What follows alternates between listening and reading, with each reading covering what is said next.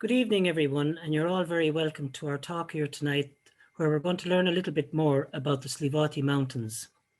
We welcome Dr. Christy Cunniffe, and it is good to see some of our own members who we haven't seen for such a while. We also welcome all those from around the country, from the UK and from Australia. That is one of the advantages of Zoom, this new modern way of communicating with each other.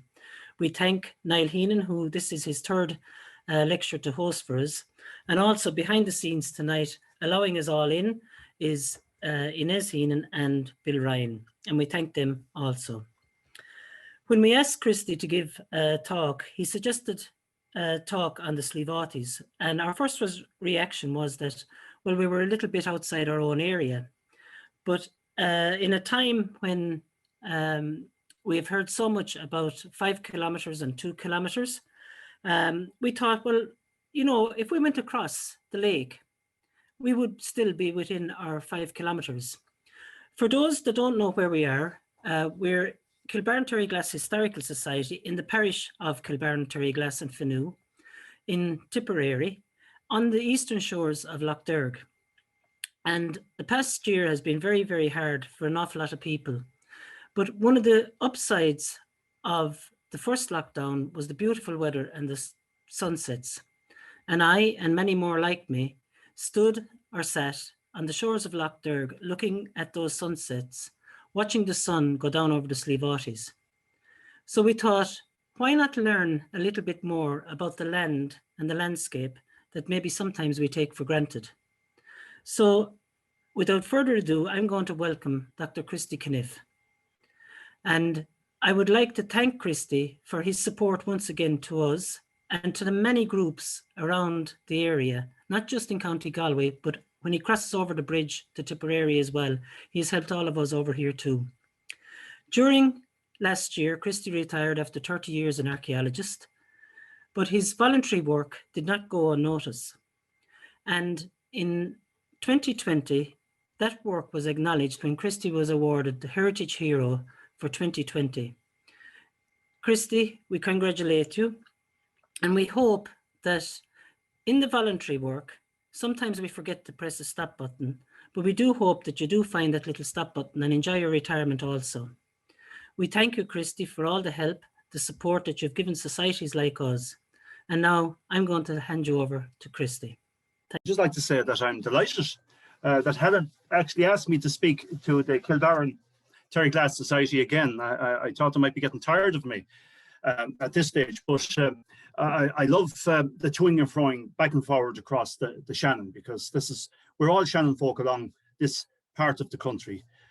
You know, the one commonality that we have is that well, I suppose that bond across the water, and Helen expressed it very well there about looking across into the Sliabhs and seeing the sunset. Well, equally so, I suppose spent my life looking in a different direction at the Sliabhs. I've been looking at the Sliabhs from a northern perspective. I'm what would I be? I'd be about maybe 40 minutes north of the Sliabhs, but it was always a place in the landscape that I was particularly interested in. Didn't have much occasion to walk it in the past, but in my past role, I should say, as Field Monument Advisor and Community Archaeologist with Galway County Council, I ended up spending quite an amount of time walking the commonages and the farms and that at the Sliabhs, and being welcomed, which is a very important thing. And I saw an awful lot of material. I met an awful lot of very interesting people, and I made friends, which is an important thing to happen when you're out in the fields. And I suppose what I'm really going to look at tonight, I know there's 100 people on this talk, joining in on this talk, and maybe some of them might be disappointed with what I cover at the end of it all, but I'm coming at this from the perspective of an archaeologist, but looking at it as well from the perspective of the historical documents, and also looking at the folk tradition, the folk belief, and that of the whole thing. First of all, I suppose I've often heard the word Ultuk, or Ultuk, or Ultuk, or whatever however you might pronounce it in your own particular dialect or that. I've read about it in the past with, say, people like Patrick Egan, Dr. Kevin Egan, Father Egan.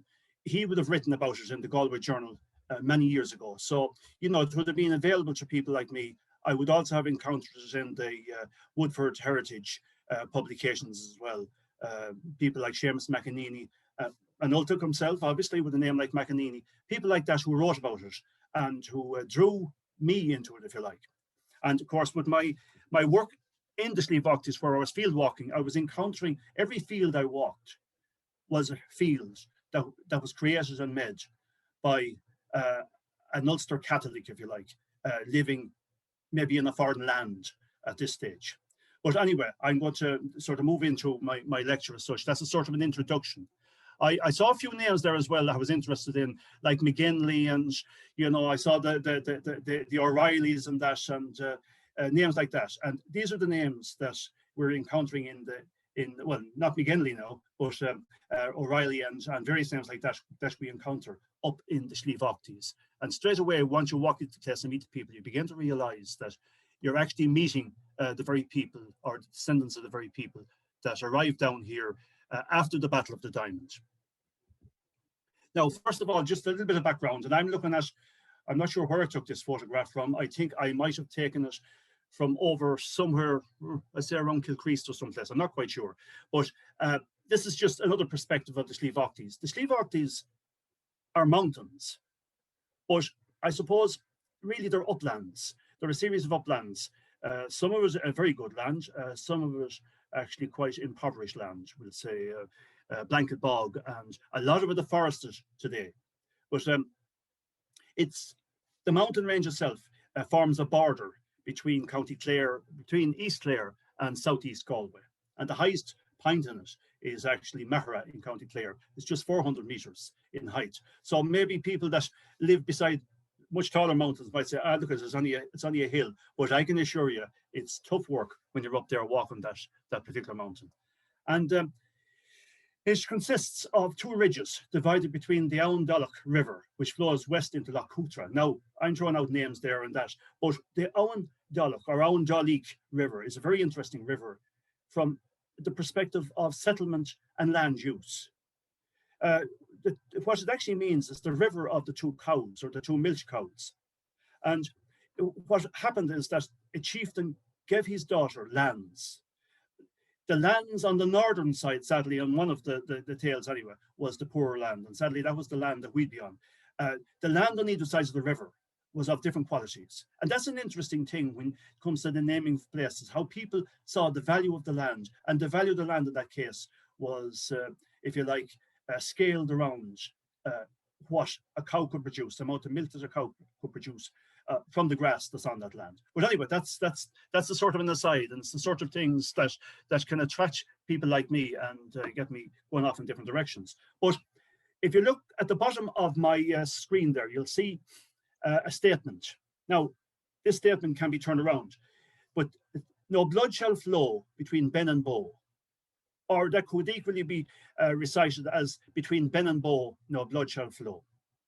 And that's, if you like, it's almost like a mantra or a statement or a memory almost that's held in the Sliabh Aughties around the Woodford area, especially.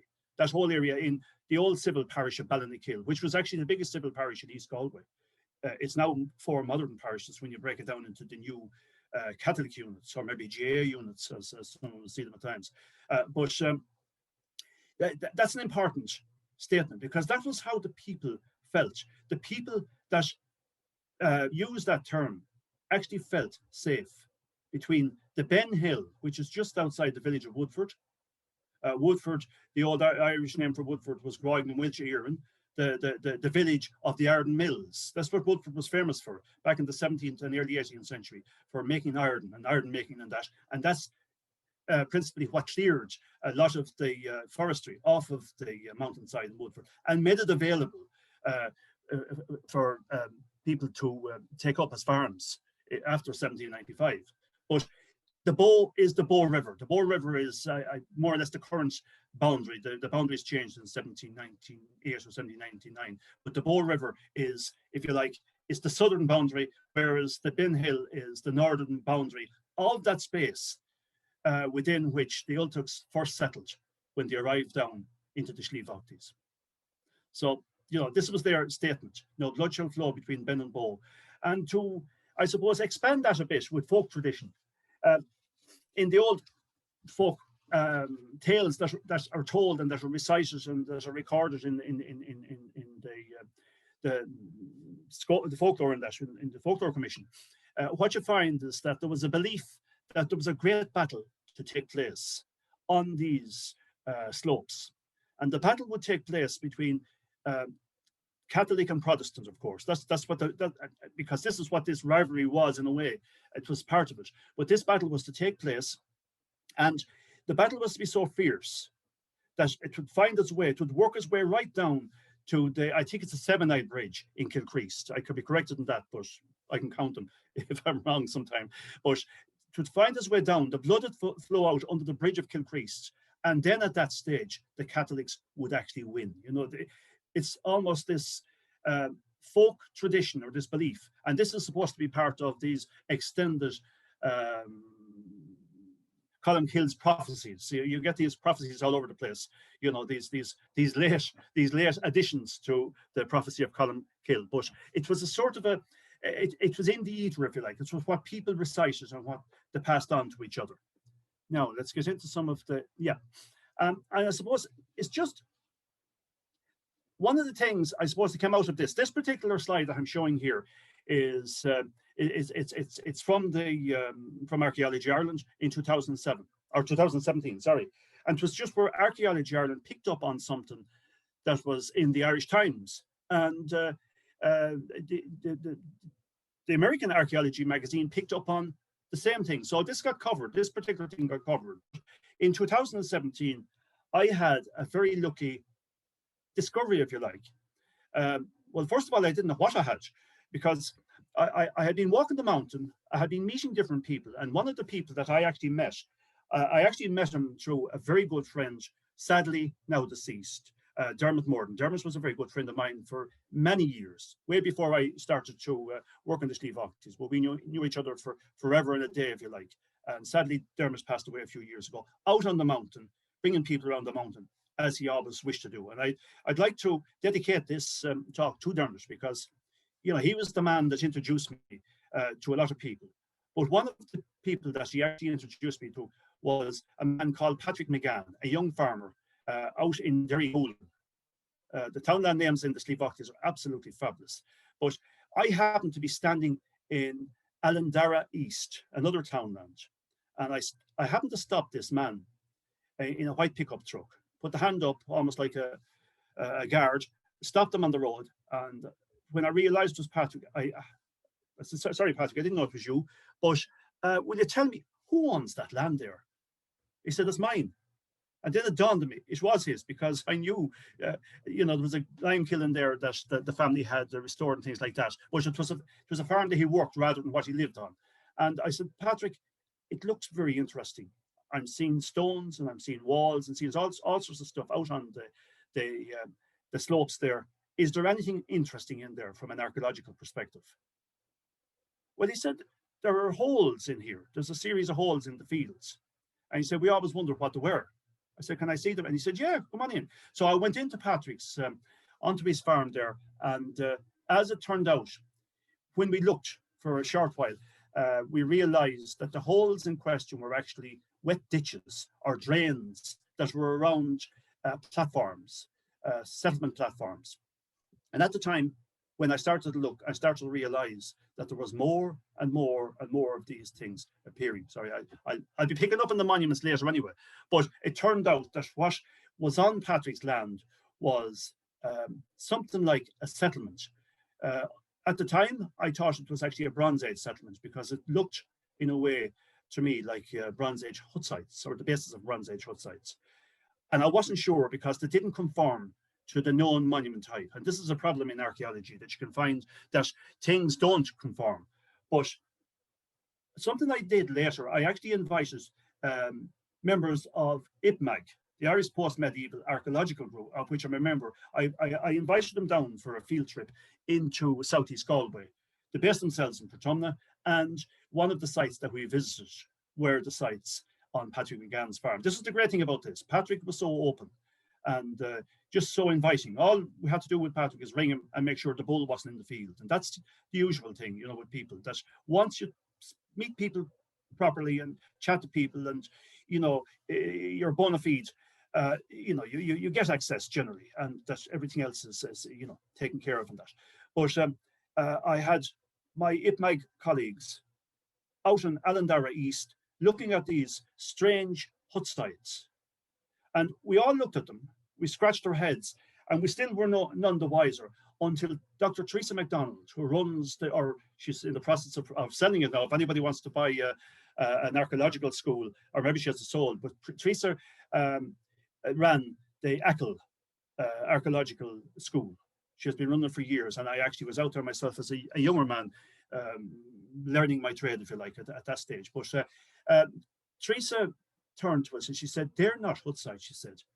"This is a campsite." And we didn't do any more. We didn't think about it anymore. We actually, it wasn't, you know, we're happy to leave. But Teresa was right. It was actually a campsite. It was the campsite. It was one of two major campsites, one in Allandara East, one in Allandara West, with some extensions out into the townland of Turlitra, and some more just pushing out a little bit into Lochatoric. It was the first encampment, if you like. It was the refugee camp. And I use this expression, and I must say that I upset Dermot's aunt. She didn't like the term refugee, but this was the term that was actually used out in Connemara when the newspapers were describing the Ulster settlers that came down into Humanity Dix or Richard Martin's estates out in Connemara. They talked about them as being refugees. And anybody that's displaced, anyone that's forced to leave and are displaced and have to set themselves up in a new place, are refugees. So in effect, what we had here is we had the first settlement, but nobody in the area realized what it was. Time moves on. People often don't talk about the past and that, and especially things that you don't really want to engage with. But we ended up on Patrick's land alone, probably encountering, I didn't count them all. I just, because of the nature of my work, I wasn't meant to be in the one place all the time, if you like. But on Patrick's farm alone, we reckon there was somewhere in the region of 40 to 50 of these camp bases, if you like. These circular, subcircular, and sometimes rectangular enclosures with a stone basal layer, a raised platform, and a ditch around it, an actual drain around it on the outside. And of course, if you saw the landscape, and if you had met that landscape back when these people arrived, you'd realize that you'd have to do this. But I'll be going more into that as I move along. Anyway, this is just the article from Archaeology Ireland, 2017. It's good to get coverage for stuff like this. And of course, the story itself, and I'm no expert on the Battle of the Diamond. As a matter of fact, one of the things that I'm trying to do in this lecture, and this is what my lecture is about really, the core of this lecture is I suppose, putting the thesis out there to people that it's now time. This is a national, you know, this was one of the if we take some of the figures, if we took, for example, that there was 7,000 people displaced.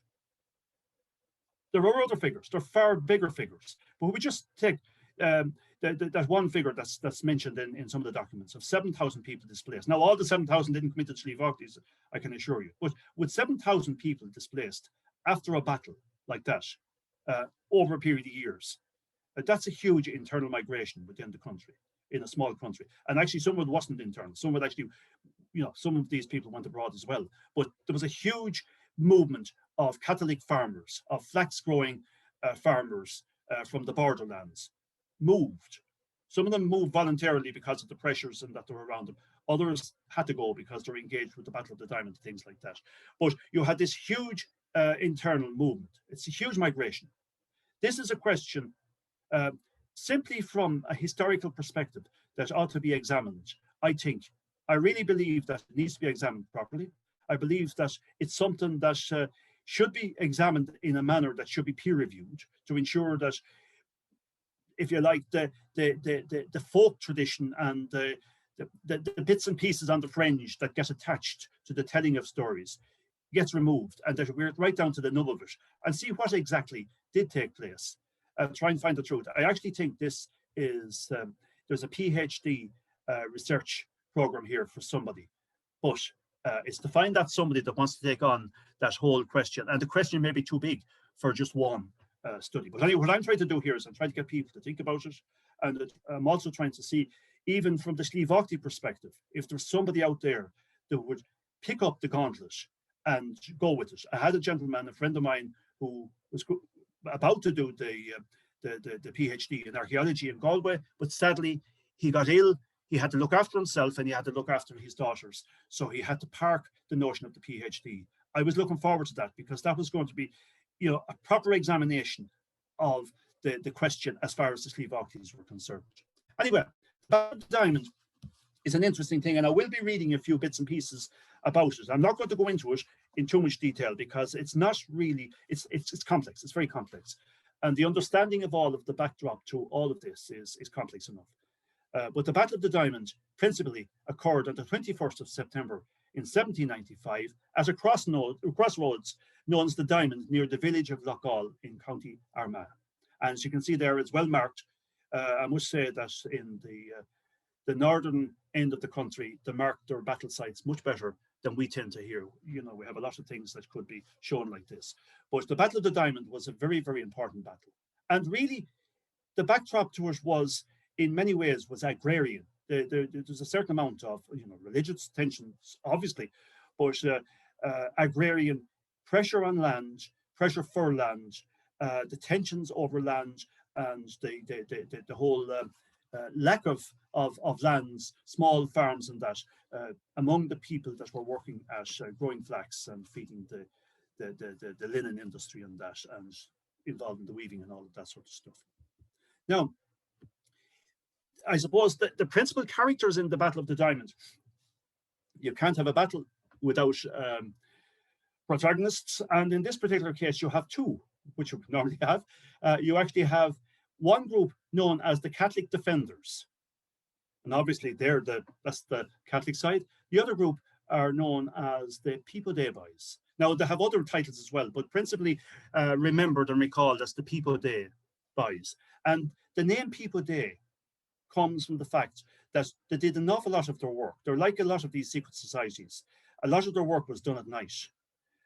And one of the things they did is, or one of the principal things that we're doing, because they wanted to shift these flax growers, these Catholic flax growers from other communities. Not all of them, some of them.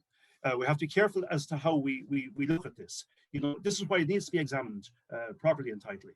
But there was pressure being applied to the Catholic weavers.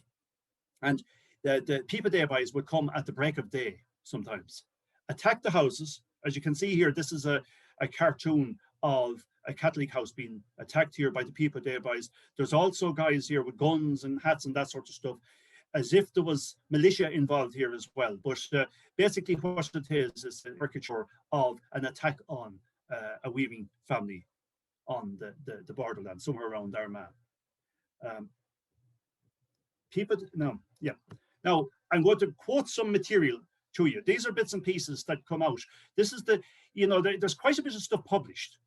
A lot of it not dependable. Some of us maybe hearsay on that. But for example, drunken affrays in the vicinity of Market Hill between gangs of weavers calling themselves the Nabock Fleet, the Bawn Fleet, and the Bunker Hill Defenders had become openly sectarian by 1786. So you can see the battle doesn't take place, the Battle of the Diamond doesn't take place until 1795, but in even as early as 1786, there's difficulties here, there's tension in that, and probably much earlier. The combatants regrouped, Protestants became People Day Boys and Catholic Defenders. For the next 10 years and more, sectarian warfare raged in County Armagh. Better armed, the People Day Boys at first swept all before them. And this is the other thing, you have to also place it in another context. You have to place it in the context of the penal laws. Under the penal laws, Catholics were not allowed hold arms. So you know straight away there's an imbalance. You really it's not a great idea fighting guns with pitchforks. You know the odds are against you. Now, just another quote when they're talking about the Peep Day boys, the Earl of Gosford. Uh, he says these were described by local landlord, the Earl of Gosford, as a low set of fellows who, with guns and bayonets and other weapons, break open the houses of the Roman Catholics, and as I am informed, treat many of them with cruelty. So these are quotes coming from somebody like the Earl of Gosford. You know what I mean? He's quoting what he's hearing and what he's encountering here. Then another quote down further here, according to John Byrne, a Catholic dyer from Armagh City. And again, you see, you have to look at people's backgrounds.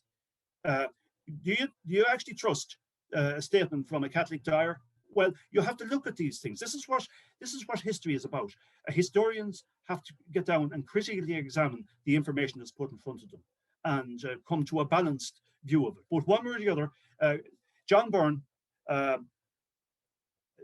states that some Protestant gentlemen lent arms to Catholics. So this is interesting, to protect themselves from depredations of these fanatic madmen, and many poor creatures were obliged to abandon their houses at night and sleep in turf banks, in little huts made of sod. So great was the zeal of our holy crusados this year.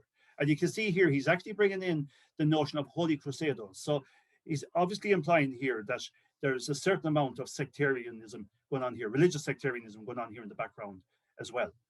Now, I have no axe to grind in any of this, other than I have found material in the Sliabh Aughties, and the material excites me, but you must get to the story behind the material in that. In July 1795, much closer to the Battle of the Diamond, a Reverend Divine had held a sermon at Drumcree Church to commemorate the Battle of the Boyne. And in his Irish History of Ireland, Volume 1, 1809, the historian Francis Plowden, he was a Catholic, but he was a member of the English Chancery, described the events that followed this sermon. He said, Reverend Divine so worked up the minds of his audience that upon retiring from service on the different roads leading to their respective homes, they gave full scope to the anti-papistical zeal with which he had inspired them. Falling upon every Catholic they met, beating and bruising them without provocation or distinction, breaking the doors and windows of their houses, and actually murdering 2 unoffending Catholics in the bog. This unprovoked atrocity of the Protestants revived and redoubled religious rancor. The flame spread and threatened a contest of extermination. And I take this quote from the O'Neill Country Historical Society from their website. Now, you know, the other thing also to I suppose to appreciate here, I suppose I'm a Southern nationalist. You know, politically, that's what I am. Whatever way I think. So, if you like, my understanding and maybe what I read and what I'm, you know, it's coming from my own. In certain ways, it's influenced by who I am and where I am and my perspective on that. So keep that in mind as well as I, you know, because there will be another story told in this. And actually, when I'm finished my lecture, the very last slide that I'm going to show here is going to turn this the other way around. And I'm only using one slide, but let's hopefully we'll get to that within the given time.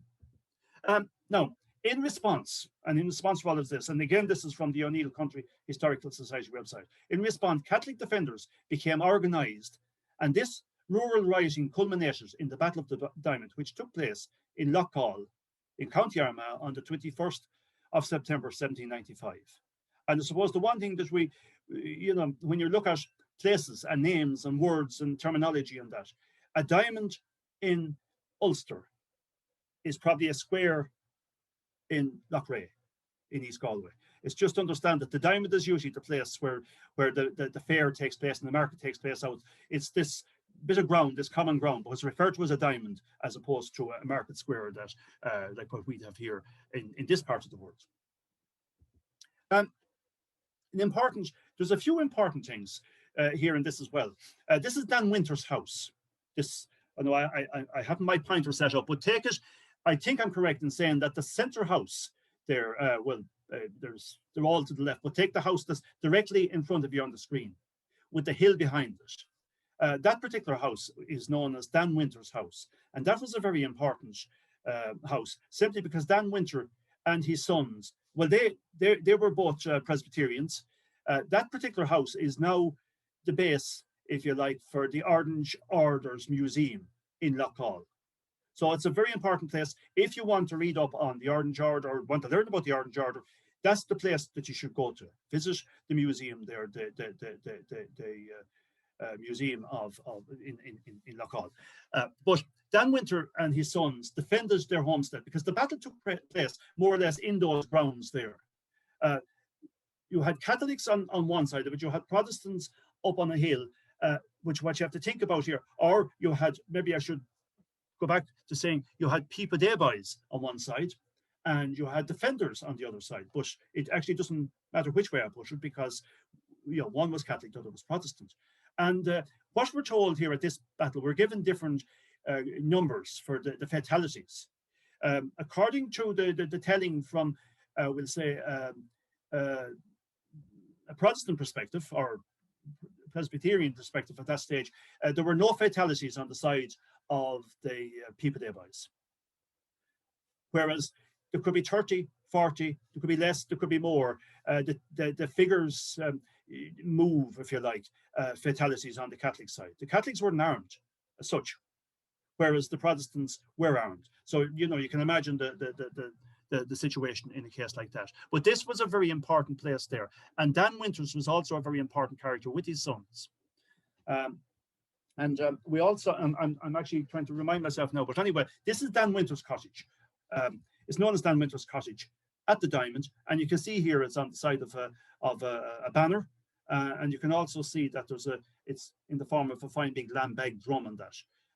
But this is an important cultural space, if you like, for Orangeism, and it was here, not quite in the cottage, but in this area and in the nearby inn that the Orange Order was actually set up or talked about. It was first talked about in the grounds of this house among 6 or 7 different men here, including our friend Dan Winters. And out of that, the Orange Order developed. So out of this battle, if you like, the response to the battle was the setting of the Orange Order. So you can see that the Battle of the Diamond was a very, very important thing in the history of Ulster. It really was it was a movement into another realm. What happens on the other side is that the Catholics are displaced. Thousands of Catholics are either forced out of their houses or ended up having to sell out and move because the pressures were so great. Even after the Battle of the Diamond, pressure was on. Houses were still being attacked by the breakers. They were breaking up the houses and that. The looms were being smashed. Everything that they had was being destroyed. So pressure was on, and in a sense, what happens is the sell up. They have to sell out and move. So when they, in a lot of cases, not in all cases, when a lot of these Catholic farmers move, they're actually moving with their stock and their materials and that as well, because some of them managed to sell up. Others had to go because they were implicated in the thing. Now, one of the sad things that happened in all of this was that even though when it was examined and looked at, we'll say, by the judiciary or by the powers that be, they still came down on the side of the People Day boys, if you like. The defenders were still found in fault, so the system was sort of loaded against them. Now, a little bit about the battle itself. The battle, according to William Blacker, was short, and the defenders suffered not less than 30 deaths. Now, he said not less. James Verner, whose account of the battle is based on hearsay, gives the total as being nearly 30. So here we are with two, whilst other reports give the figure as being 48. That's a very definite number. A round figure is always a much better figure when you're looking at things because it's near, whereas a definite 48, no, we don't know. The Battle of the Diamond might have had a very different result had not James Verner and his sons, with the party of the North Mayo militia, seized the boats on the River Blackwater to prevent large numbers of defenders from Tyrone and Londonderry from reaching the scene. What actually happened here is that there were negotiations taking place at local level. The local clergy from both sides were trying to bring a little bit of calm to the whole situation. But this had got out of control. It had actually spread through other counties, and the defenders were coming in from other areas. But as you can see here, the North Mayo militia were involved, and they blocked a lot of them at the River Blackwater. So this sort of thing was happening. So the battle probably never really reached. It was over. It was very fast, but it never really reached its culmination as such. It could have been different.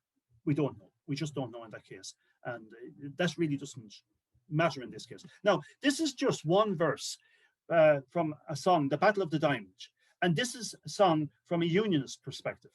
Just one verse: "The Battle of the Diamond, far let the watchword fly, when craven Papish rebels crouched upon the earth to die, slain by devoted men and true, who fought with heart and blade, and strengthened in their ambush vile by swords they had betrayed." Now, you can actually find loads of these songs and that recitations and things from both sides, and they will all speak in the same manner. They'll all look at the other one as the vile one, if you like.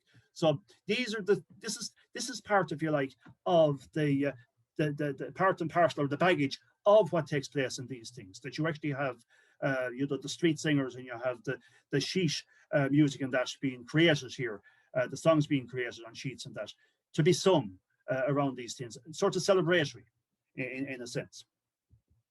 Now, the winter of 1795-96, immediately following the battle, saw Protestants arrive around 7,000 Catholics out of County Armagh in what became known as the Armagh Outrages, in a sign that tension over the linen trade was still a burning issue. This is moving into 1796. Records continued the People Day by a strategy of smashing looms and tearing webs in Catholic homes to eliminate competition. There's a very good article on Wikipedia, and it's very well researched. There's a lot of material quoted in it, so I would regard it as fairly reliable. The only thing is that I couldn't find the actual author of the overall page itself, so I could only credit Wikipedia here. But that's an interesting one. And then when we turn to what's happening in the Sliabh Aughties, if you like. This is from P.K. Egan, Patrick Kevin, father of Patrick Kevin Egan.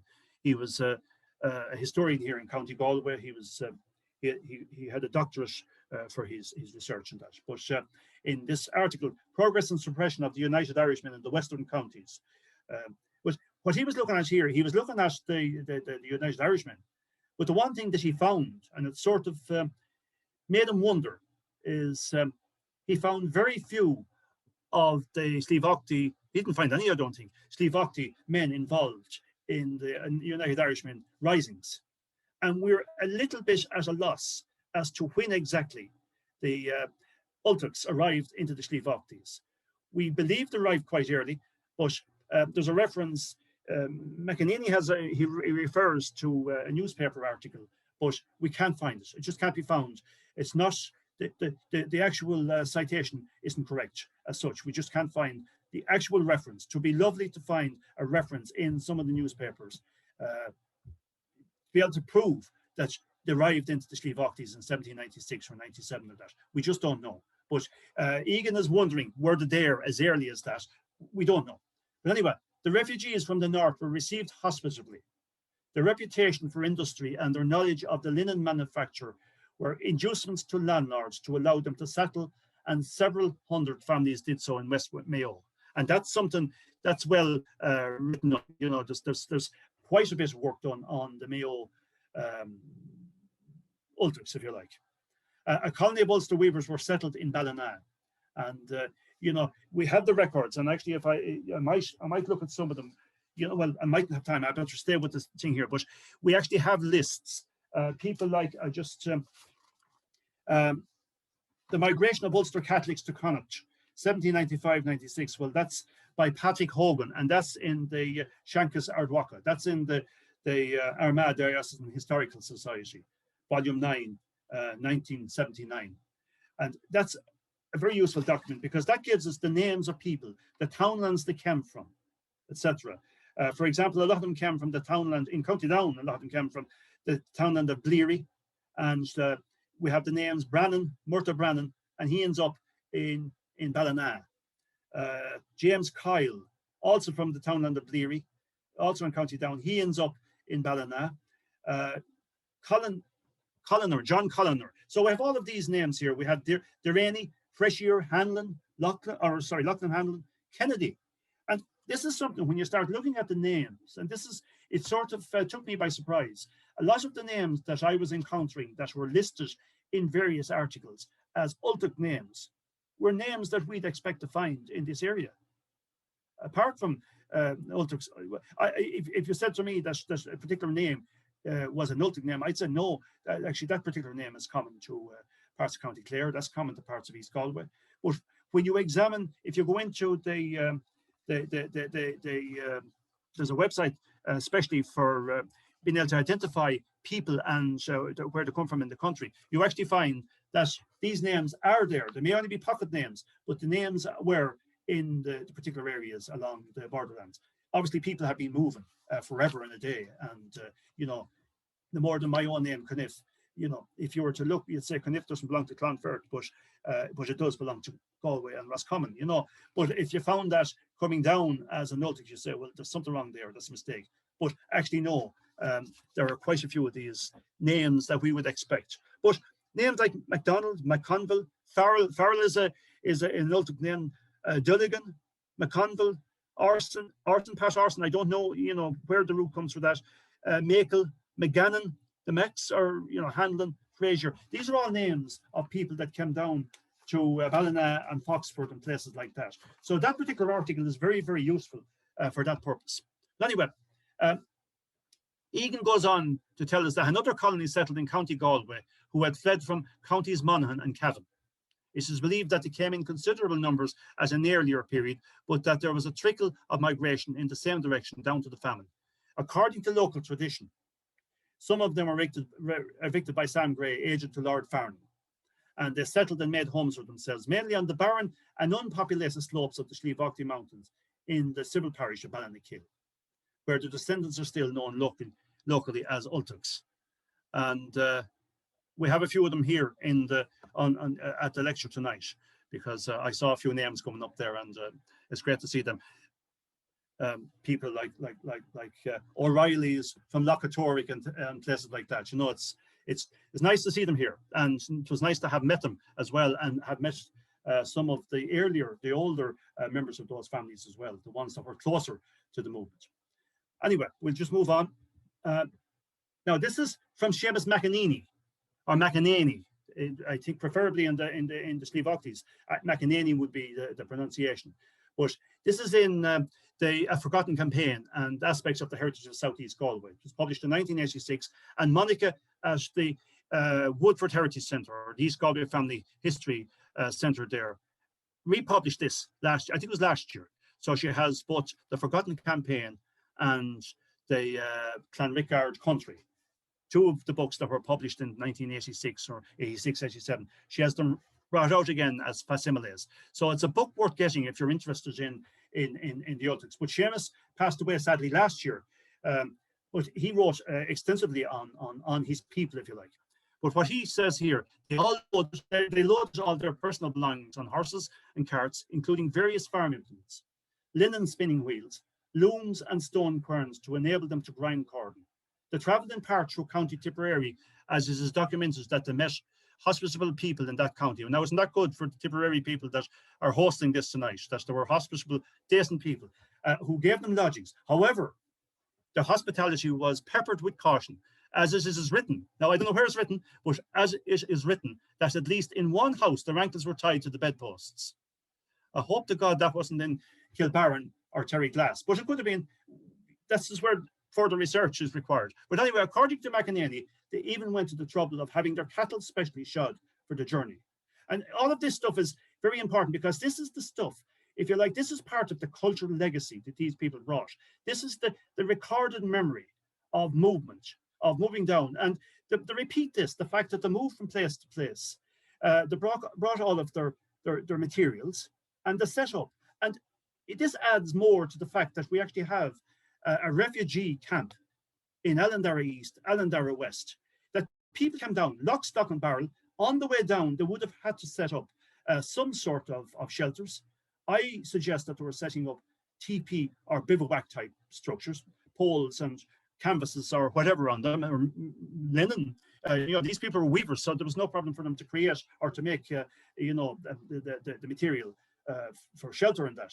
But that when they came down to the Sliabh Aughties, this is what they built. They built little villages, clusters, up in the Sliabh Aughties on land that was cleared of forestry.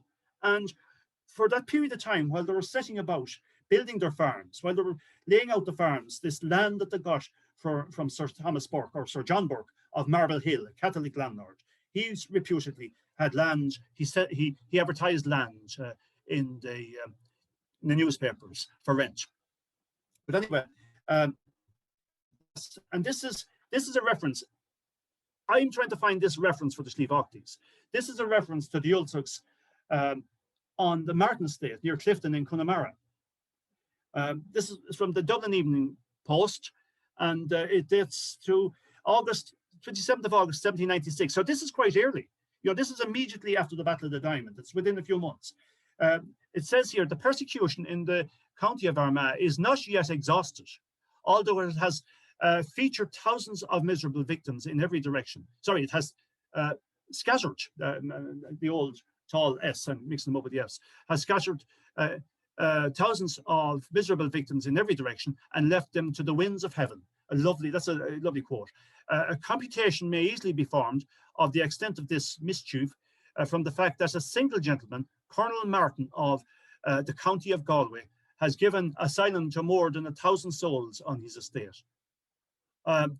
All peaceful, inoffensive, and living by the labour of their hands. The number of unfortunate immigrants are hourly increasing. It is astonishing that no remedy has been devised by administration. So this guy is taking a cut at the government itself for an evil which is such a reproach to what's that? Anyway, it doesn't matter. And government.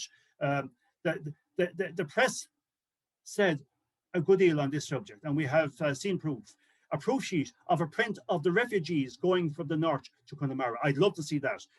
This sketch, if you like, of the movement. I would love to come across that. But anyway, basically what I was telling us is that Colonel Martin, Richard Martin, on his big estates out in Connemara, Humanity Dick, you might know him as the man who brought in the rights, animal rights and that sort of stuff. Hair Trigger Dick, he was a bit of a character and fairly fast with the gun as well. He shot loads of fellas in duels and that sort of stuff. But he was larger than life. And he was a Protestant landlord, but he actually gives land, if you like, out on the mountains. But this is the other thing that we have to take into account, is that the land that these people are getting is marginal land. It's not good land by any means. Anybody that took them in are actually benefiting by the fact that they're in their estates and that, because these farmers, they have a real Ulster work ethic. You can see this in the Sliabh Aughties. You can see it in a place called Quintala over Kenchula over near Dunmore. Anywhere that you see the settlement of the Ultugs, you actually see fine houses, very well built houses, very well walled estates. All of the different sheds, everything is very well laid out. They were really very strict engineers, if you like, of the landscape. Anyway, and this is it here. This is Quintala. This is another reference. This is in Galway, but it's also across the border in Roscommon and in Mayo. This area sort of extends across Sliabh Dart, another area, another mountain, but not a mountain. It's actually quite low. It's just one of these marginal areas. It's marginal land again. But the village, and I've taken this from one of their publications, the village of Quintala is, or Quinulta, I should call it, Quinulta, is situated northeast of the village of Garrett-Rons on the lower slopes of Sliabh Dart. The village has an area of 721 acres, so it's not a huge big place, with their underlying rock being sandstone. The same as the Sliabh Aughties. The rock in the Sliabh Aughties is sandstone as well. Ultug is the Gaelic name for an Ulster person, and the name Quinultug may come from Kin Ultug, the tribe of Ulster. There are other things in here as well, but the tribe of Ulster strikes it for me. On arrival, the tenants erected a cluster of rough dwellings close to the existing ring forts of the area and proceeded in the back breaking work of clearing the rock, strewn hillside. Farms were established from this stony land, and soil for the sowing of their staple diets or potatoes was in very short supply in the area. Such was the huge amount of unearthed stone. The only way they could be disposed of was in the construction of walls up to 10 feet tall and 8 feet wide. I've seen photographs of cows up walking on top of these walls. They're that big. You could actually run a lorry on some of them, or a tractor on some of them. They're that big. They're quite amazing. The consumption walls, to call them in parts of the country, the purpose to consume the stone that was being pulled out of the ground. And then look at the very bottom there, that last statement there. Threatened evictions in Whittleta sparked the monster meeting in Irish Town in 1879, where Michael Davitt formally launched the Irish Land League.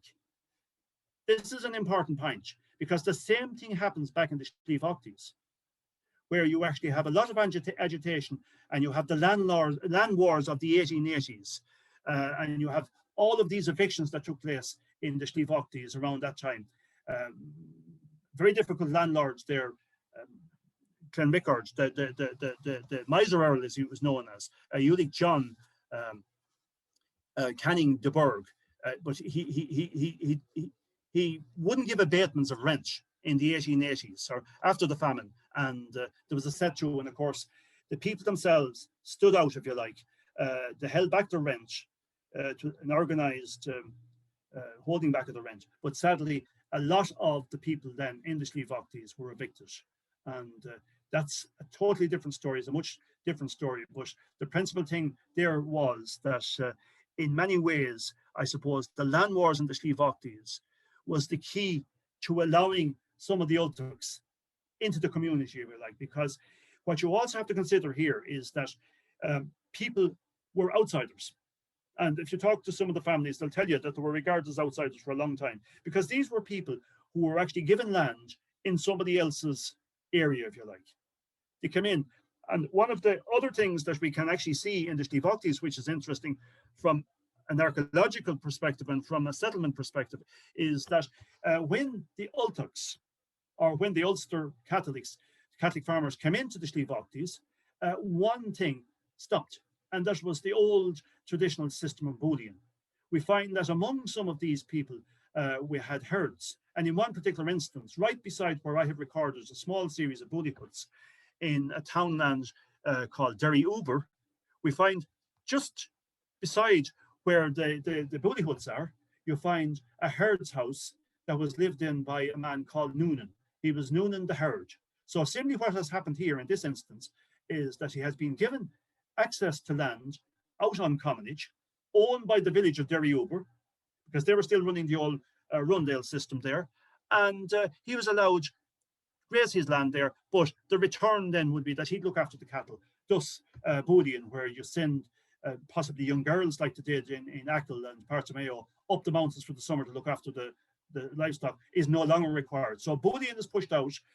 And the other thing that happened as well in the Sliabh Aughties is that in some instances, a lot of these settlers were given lands that the local people were using as commonage. And that doesn't bode well. You know, it's not good for good relations and that sort of stuff. But anyway, that's a totally different story. But it's important to note that just because they came in and because everybody might get on nowadays, it wasn't like that immediately. There's always tension. These were outsiders. You know, they were dispossessed in one place and they're outsiders in another for a while until they intermarry, and really until the land wars take place, where they're involved in the land wars and they have a common purpose and that sort of stuff. Now, this is a list, and you can correct me on this. I'm not claiming that all of these are correct. I have a question mark around one, Jordan, because Jordan to me is a West of Ireland name, and then Aberton as well questioned that. But anyway, these are the names through looking at various different published documents that I've come up with that are the Ultic names that we had in the Sliabh Aughties. We have Aberton, Allen, Agnew, Byrne, Ben, Brady, Campbell, Carey, Carr, Kavanagh, Cheevers. Cheevers is interesting because I would have put Cheevers down, but actually when you look at Cheevers is correct. Clark, the O'Clearys, of course, the four masters come from up that part of the country. Cleary instead of Clark there. Collins, question mark there, because there are local Collinses too as well. It's a name that you'll find around here.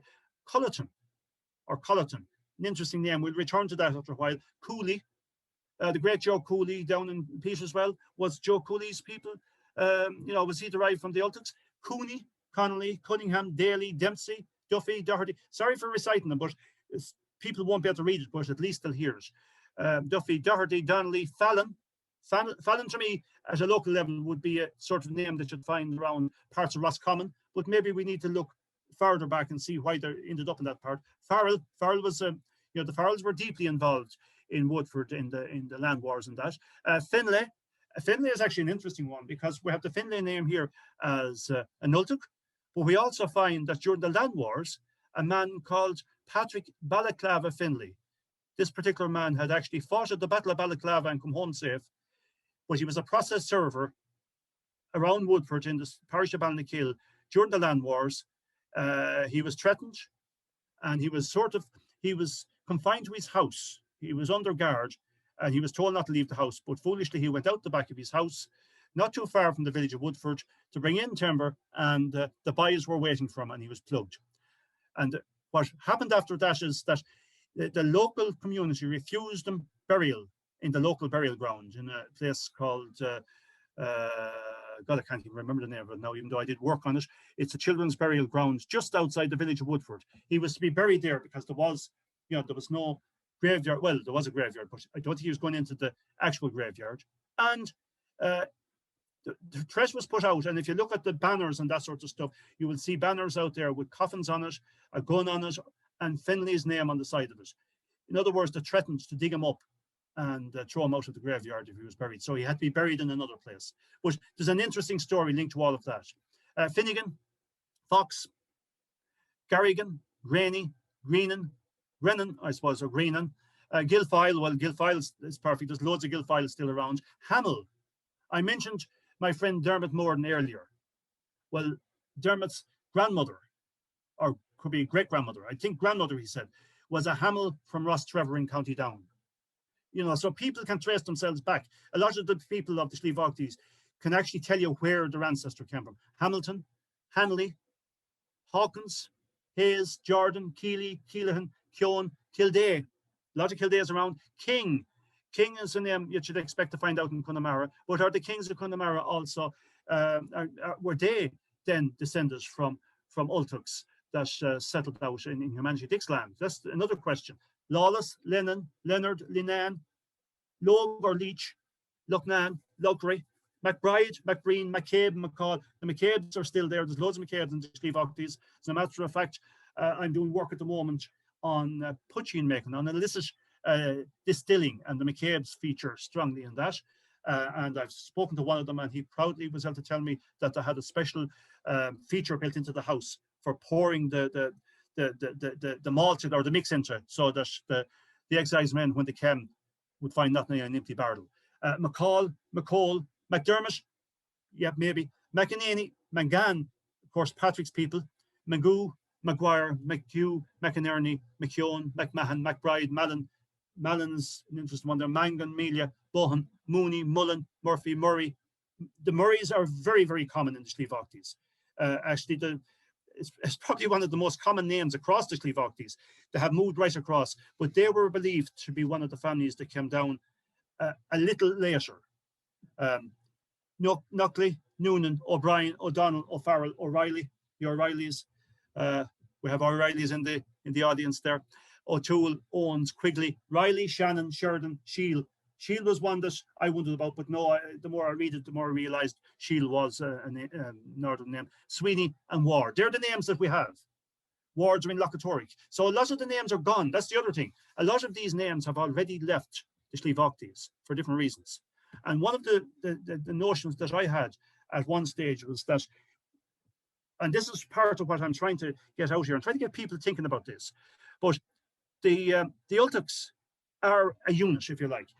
They actually make up a diaspora, if you like, both an internal diaspora, if you want to regard people that moved nearly 200 years ago, but I think it's actually something that could be looked at in the sense of tying all of these people together.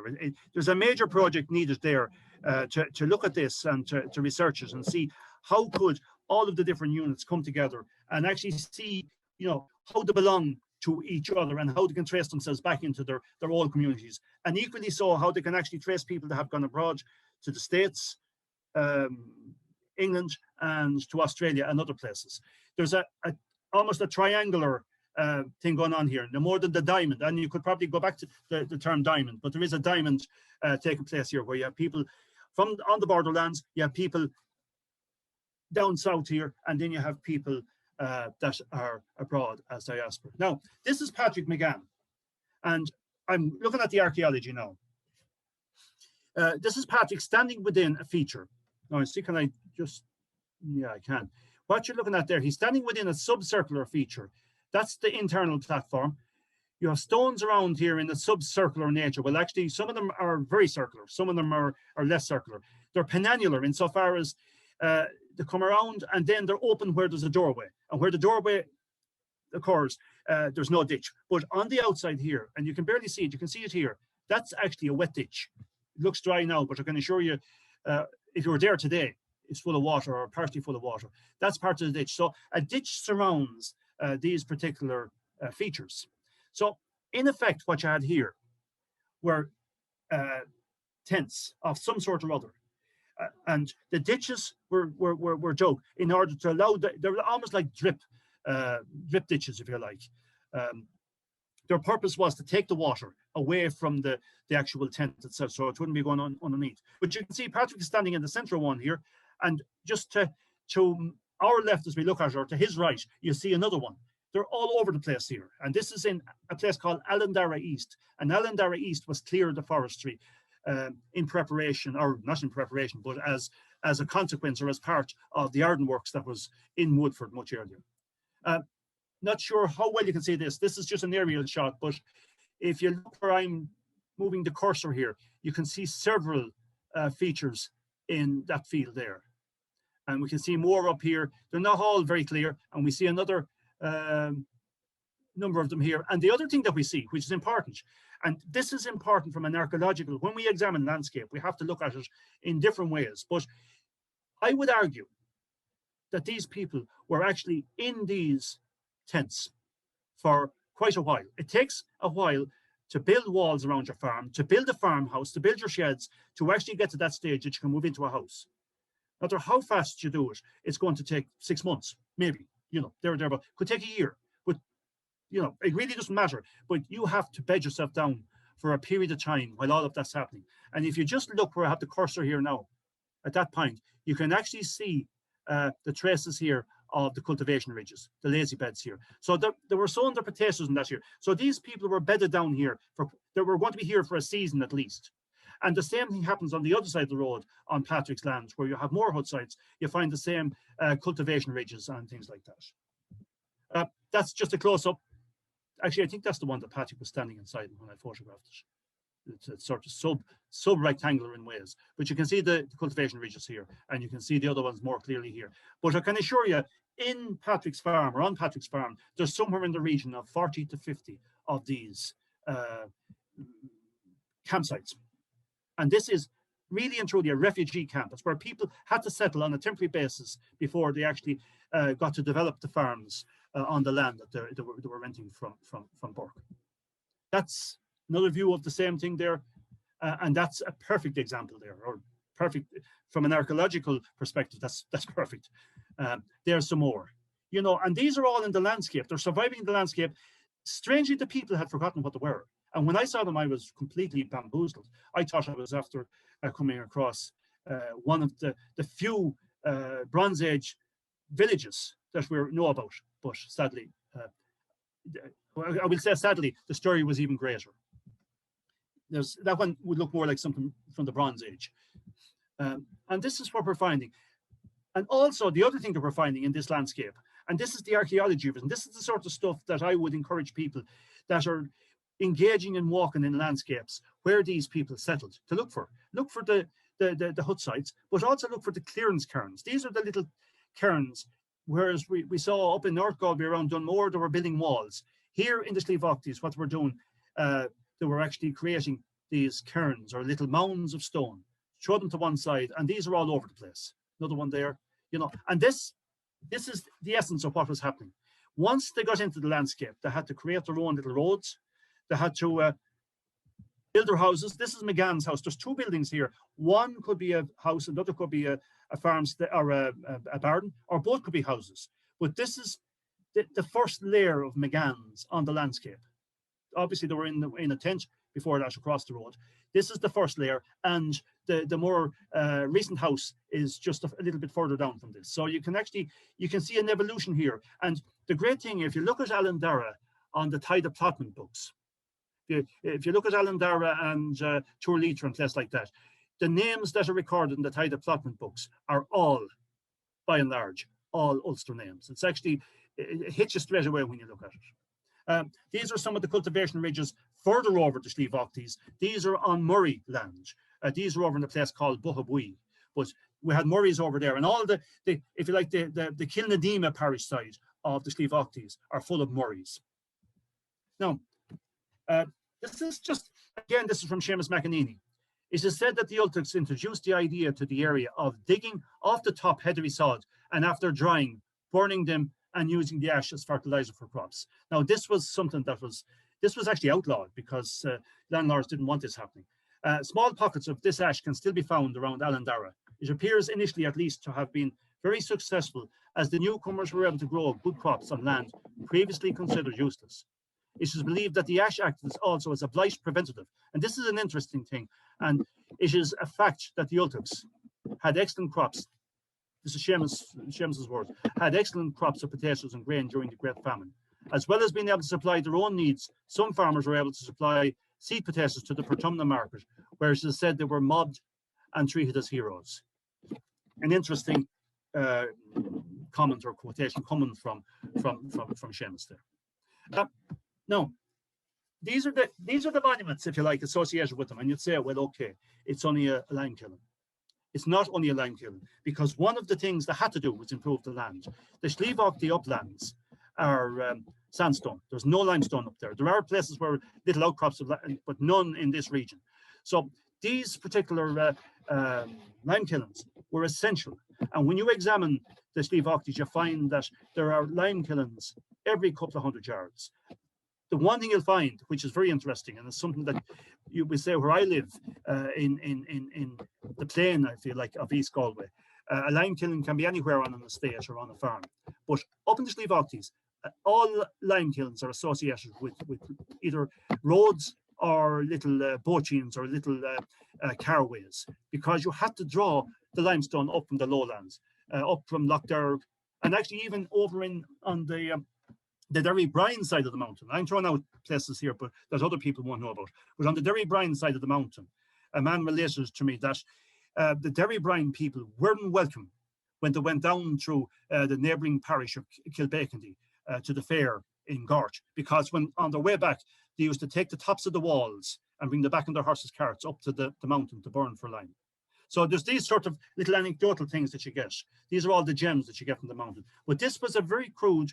I'm trying to remember exactly. It's in. I think it's in Lough, this particular one. But within 100 yards of this, there's this more refined kiln, and this is it now, looking down into the top of it. But again, a lime kiln. But I think that particular one, and I think these kilns, I think we have to think about these in another way. I think these may have been used as well for the burning of the soil, that they may have actually burnt soil in the lime kilns. And I know that in cases they brought up the likes of the marl and that from the lake and from the river and that as well and burnt. So, there's a lot going on here, but this was necessary to improve that acid-rich soil and to give us some sort of a fertility for growing crops. The other thing that we find, and this is part of the Ulster legacy, if you like, or the Ultic legacy, these are two sweat houses. This is the way into two sweat houses. One of them is in Tour Leiter, and the other one is in Lough Townland.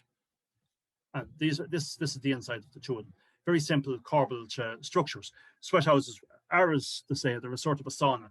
But when you look at the record of monuments and places, the RMP, in other words, the archaeological record for County Galway, there are only 3 sweat houses recorded in County Galway officially. One of those is recorded beside an early Christian site, so it has Christian associations. The other 2 are actually up in Dunmore, up around the Quinalta area in Ultic territory. And these 2 here are in Ultic territory. And in the last couple of years, we actually found one out in Mycullen. And we think, we haven't proven it, the Mycullen Historical Society might have looked at this, but we actually think that there was maybe a small little settlement of Ulster people in that general area as well. So in a way, these sweat houses are part of the cultural package that you would find associated with the borderlands, more so than here in southeast Galway. I've already stated there was only 3 in the county that we have recorded, so that's that's very few. The one up on the left there is in Irishtown in County Mayo, and I mentioned Irishtown earlier. Irishtown is the place where all of the land war and everything developed out of in the 1880s. So this one is in Irishtown. There are a number of them in that area, just across the border from Galway in County Mayo, built again by the Ulster settlers, by the Catholic farmers there. And this one here is one that I stole off the internet, or borrowed off the internet. I fully acknowledge the fact that somebody else owns this photograph. I haven't got the name, but it's on the Cavan Way. So you can see that these are something that we don't normally have. It's not a part of the expression of our, if you like, our culture here in this part of the country. They're more associated with the borderlands. This particular monument here is interesting because when we look at the first edition Ordnance Survey map for Turlitra, which is one of the townlands just outside Woodford, we don't see any evidence of a graveyard. As a matter of fact, this is not even on the archaeological record. It's so well hidden in forestry today. This is a graveyard in Turlitra, but there's one headstone in it. Sadly, it's not dated. That's the one thing, it would be nice to get the date, but you can read it here. Erected by Reverend P. Cullerton in memory of his father, John Cullerton, age 70, and his sister, Mary Curley, Kirly, age 48 years. And then also in the folklore, we're told that a man named Stephen Bannon is also buried here. Well, both Cullerton and Bannon are Ulster names. And we have a very interesting piece of folklore in the local schools folklore. There's a story told, and this is part of the telling of the story. The same thing, Kevin had been doing work on the Irishtown area and all that area of around Dunmore and that, on the Ultic Stair, being of Ultic stock himself. But Kevin found the same type of almost sort of foundation myths in a way, or sort of preparation for movement, if you like. But in this particular instance, the story that's related in the school's folklore is that old Mrs. Cullerton was being visited by her Protestant neighbour back up where they came from. Doesn't say exactly where they come from. And it gets to the stage where she eventually turns to the woman. She said, "Is there something wrong? You're very agitated." And eventually the woman turned to her and she said, "Look," she said, you're going to have to go. And there's trouble coming here tonight for you. You're going to have to go." But you have to go back to the original situation. These two societies, the Catholic Defenders and the People Day Boys, they're two secret societies. They're part of the secret societies. And in secret societies, what you get is you get this whole thing of the society, the men coming along to your house at night, mainly to the men. It's men that have been, and signing you up. You actually have to take the oath. You take, whether you're joining the ribbon men or the Terrials or whatever, you have to swear an oath that you be loyal to this particular thing. Almost whatever you say nothing type of stuff. So in essence, the men can't really relate anything because they can get into trouble. But this woman, in a way, told old Mrs. Cullerton that they needed to get out. She gave them a warning saying, "There's trouble coming tonight." In other words, the People Day Boys were going to trash their house that night. The breakers were coming. So that's one bit. But Kevin McGuire has the very same story for over in the Mayo area. Kevin relates the fact that according to tradition, that, well, first of all, the first thing he says is that when the locals first encountered the Ultics in that area, they saw smoke coming up between the hills out around the edge of Sliabh Dart. And when they investigated, they saw all these tall tents sticking up out of the landscape. And that adds credence and truth to the fact that what we have in the Sliabh Aughties are actually tent bases or camps. But the other thing was, in the apocryphal version, if you like, or the apocryphal telling of all of this sort of traditional story in the background, that it's told that there are two farmers ploughing in coal, a Catholic and a Protestant, or a Catholic and probably a Presbyterian in that case, but it's going to get, probably from our perspective, put down to a Protestant. But the Catholic is leading the plough, and his neighbour is leading the horse. His neighbour knows that there's trouble coming that night, and that his Catholic friend, the farmer, should get out of there. He can't tell him because he's sworn to secrecy. But what he does instead is he speaks to the horse. And this is, all right, this is all, part of the telling, and this is the stuff that will never go down really as historical material. But when you hear enough of this, you begin to get patterns. It's the same story as Mrs. Culleton's. But the Presbyterian farmer keeps saying to the horse, come on, come up by that, come on. We have to get this done. You don't know where you're going to be sleeping tonight. So he's telling the horse that the horse shouldn't be at home tonight. In effect, what he's trying to do is he's trying to relay that message back to the farmer, or to his neighbour, who he can't tell directly for fear of the secret societies. So these are the interesting sort of things that you can only get from the community and from speaking to people. But it's also unreliable sort of stuff in the sense of history. But it's nice stuff as part of the layer of telling the story. It's a bit for the Shannon Key, if you like. Oh, excuse me. Now, this is a photograph from Lochatoric. And Eilish O'Reilly will be saddened, and I'd say glad at the same time looking at this, because there were people in there that were very close to her. But I happened to be at the 15th of August Mass. As part of what I was doing up there, I was able to go and photograph the Mass that takes place at Lochatoric Mass Rock. The Mass takes place there every year. It has been occurring for the last number of years anyway.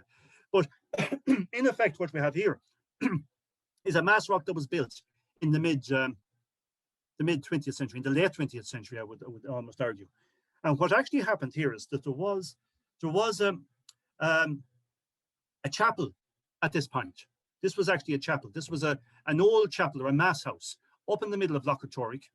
I would argue, but I can't prove it because we have no documents whatsoever, that this chapel, it's right in the heart of Ultic territory now, that this was built by the settlers there. There were no chapels, and even where there were chapel or churches and that, and graveyards, they didn't have access to the graveyards because the graveyards were already, if you like, patronized by the locals. So they had to go. This is why they formed their own graveyard out in Turlitra, and obviously became a children's burial ground as well, and probably a famine-related burial ground. But in this case, what you had here is you had a chapel that was used by the natives, and it fell over time when the new church was built inside Woodford. And in 1954, the local padre decided that he was having a Marian statue, a statue of Our Lady, erected for the Marian year at the Bay in Woodford. And what he did is he got the local young fellas from Woodford to go up, rob the mast stone, the slab that's underneath the statue here, from the chapel, brought it down, put it under the statue, and he deprived the natives in Lochatoric of something that they were proud of.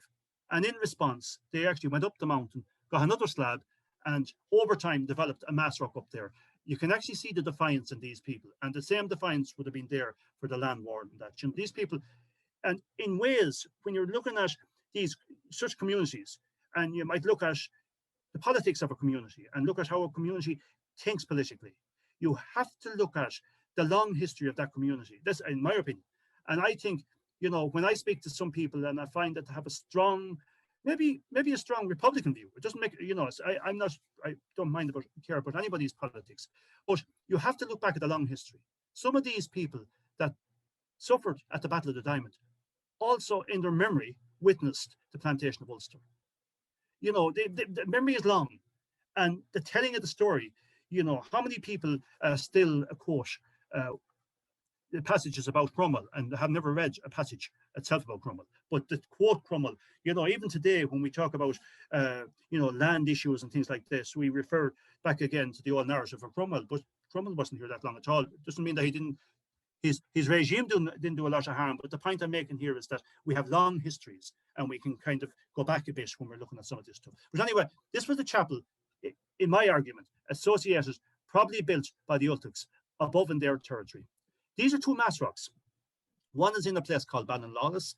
It's actually in Turin North, and the Turin element there is important as well, because the Turins up there are associated with the bleach greens and the growing of flax and stuff like that. There were the places where the flax was, and flax was one of the things that these Ulster settlers were sowing and growing up there. And we were told that by McEnany, they were bringing down their equipment in that. And Barratour mass rock as well. Barratour could have been a mass rock. Ballinlawless, I can assure you, you would want to, Loch Derg would be an easier trip than Ballinlawless. It's almost impossible. But it may have been a marker stone. And if you take, I suppose, take the argument that, that mass rocks should belong to the penal era as such, or at least belong to the 17th century as opposed to the penal era, they are something that you find in the north of Ireland quite a bit, these mass rocks. Whereas down here, we sort of lump in different stones as mass rocks, and we don't fully appreciate the long history of it. If you want to know about mass rocks, you need to listen to Dr. David Fleming's lecture on that topic. He tidies that whole question up. But anyway, these two mass rocks they're associated with Ultic territory as well. So I think this is part of the cultural package of the people who wants to come down. Then more recent stuff. This is out in Lochatorrig. You'd say, well, it's modern, it's 20th century. A stone out in the mountain, I had yes, a cross, pray to God. A little prayer out there in the mountain. Some man sitting out there in Lochatorrig. I'd love to know if he had Ultic antecedents. I have a feeling that he had, but it's out in the mountain there. It's part of the long story that's been told in the mountain by people. And then I mentioned Dermot, my friend Dermot Morden. Sadly, Dermot died quite close to this stone. He was bringing a group of walkers from Loughrea out around the Sliabh Aughties.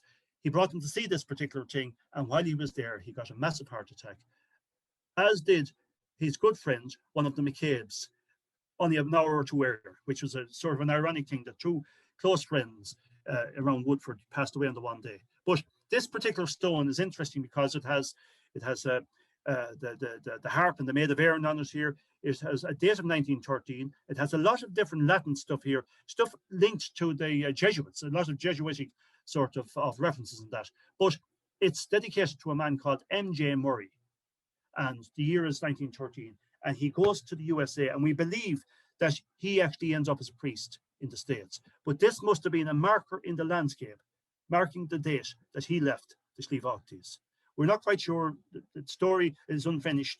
It was actually John McGann and Tristan White who brought this to my notice. John, brother of Patrick's, who actually told me about this, and I told Dermot. So one thing in the mountain that I was at to tell Dermot about that he didn't know about, and sadly that's where he actually died after. But anyway, he left us a huge legacy himself.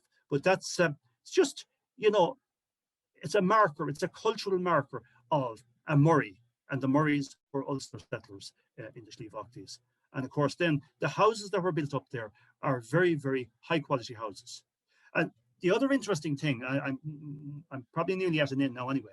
The other interesting thing that you find when you look at the landscape there is that this landscape, back in the early 19th century, when you look at the first edition Ireland survey map of circa 1840, you actually see that the farms are all laid out in ladder farms, laid out fully enclosed by walls with the rungs across them, breaking them into fields. That's the sort of system that was being brought in later in places like Mayo under the Congested District Board and that. So straight away when these people settled in the Sliabh Aughties, they weren't going back to the old traditional Rundale and Clock-on system that was prevalent there. They actually set up this whole new system.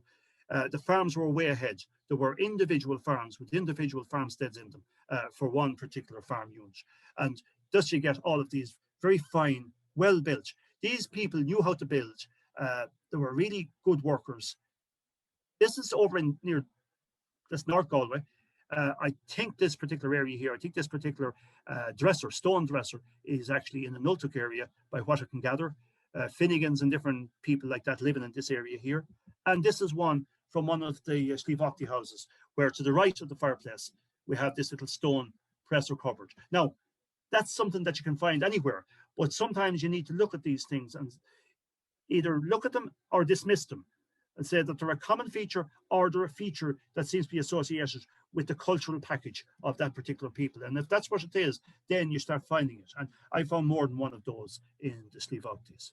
And the other thing, the only place I've seen one of these before is in Cavan, across the river in Cavan. I can't remember exactly where, because when I photographed it, I wasn't thinking about this talk, but this is actually a properly paved fording point across the Bleach River. And of course, the Bleach River is in association with the flax growing and the bleach fields, and that the work that the Ultics were undertaking up there in Lochatorig. But this was a fully paved fording point heading into one of the Ultic houses inside, now in forestry. Sadly, the house is covered in forestry, but it's just one of those features. It's a well-built paved ford on that river there, something that we're not finding too many of elsewhere. And over again the far side of the Sliabh, we have Michael Flynn here, a good friend of mine. Michael works with the farmers and that, he's involved in the IFA and that, but a great man for introducing it to people and bringing it out into the landscape. But Michael is standing on top of, I suppose, what you could technically call a clapper bridge. It's only one slab across a bridge, but this particular farm is a farm owned by the Murrays. The Murrays have been there forever and a day. And you can see here where they're bringing in this technology of using the flat sandstone slabs to make a footbridge. The pony and trap could go across the stream, but those that would be out walking or that use the footbridge. And I think this particular house here, I can't remember where that is, but that's just, I'm just showing you examples of houses. Now, even through time, the houses themselves were being added to, changed and renovated. But sadly, the Sliabh in many ways have gone into decline. There are less people up there. A lot of the older people died out. The houses have been abandoned. Forestry has taken over. And as you can see here, the likes of the land and that is reverting back to the marginal land that the Ulster settlers were the first encountered when they arrived down after 1795. As I say, we haven't got a fixed date for it, and we haven't got the written reference to when Burke of Marble Hill actually advertised, and that's what we're looking for. This is a house belonging to a man called Frank King in Turlitra. Lovely house, more modern, it was done up and that sort of stuff, but hiding in there in the forestry. So there's a lot of legacies and a lot of stories to be extracted yet. And this particular headstone to an EM, he could be Maguire, he could be McGann. I'm not sure, I knew, but I've sort of forgotten the family here. But a vernacular headstone, a very simple headstone brought down out of the mountain, a cross on it, and the initials of the person themselves. And that's linked straight back to the people themselves, the settlers. So all of these are all part of the story of a people. This one is in Ballynakill, which was the old civil parish, but it's the medieval graveyard, belonged to that big civil parish. And this is for a Pat Brady of Sliabh. And Sliabh was in County Galway until 1898, and was passed over then to County Clare. And even you can see there the N is backwards and that. But Pat Brady, and I spoke to, I think it could be a grandson of Pat Brady, and said yes. He said we're Ultics, he said, and he was proud of it. You know, he was really proud of it. But again, a lovely vernacular cross. These people were innovative in many, many ways. And over near Kilcreast in St. Thomas's, Peterswell, where I mentioned earlier, this particular grave slab has, I suppose, has an example of the loom on it, and you can see the shuttle and that here, the flying shuttle or whatever you call it there, and the various bits and pieces. That stone was erected to a man called Dunleavy, of course, a Donegal name. Now, whether he was one of our post Battle of the Diamond Ultics, or whether he came down as part of the weavers that came down with the local landlord over there, Percy, brought down a lot of Protestant weavers from the north. So there's all these stories that have yet to be, if you like, redressed. And in the same graveyard, this very peculiar sort of iconography, artwork here, where you have the dead Christ on a cross, and you have the spirits rising up, and you have all of this triumphalism here with the orb and the cross and that. This is something that's found in 3 graveyards on the western side of the Sliabh Aughties. You would have to ask the question, where does this come from? You have a different type of religious iconography coming from the north. Can't be certain that this is what's happening here, but it's not native. That's the best way of putting it. It came in from outside. It came in from some other influence. I'm sort of saying perhaps this was something that was brought in from the north of Ireland as well at the time. And finally, my last slide, you'll be delighted to hear. This is a slide that I borrowed from an online PowerPoint that I found when I was doing research last year, the year before. I'm referencing back to a lady called Alison Lamb. I've never met Alison Lamb, but because this was out in the public domain, I regarded it as published. And I'm doing due diligence, I feel, under the act of plagiarism. I hope I am anyway. But I want to read this to you.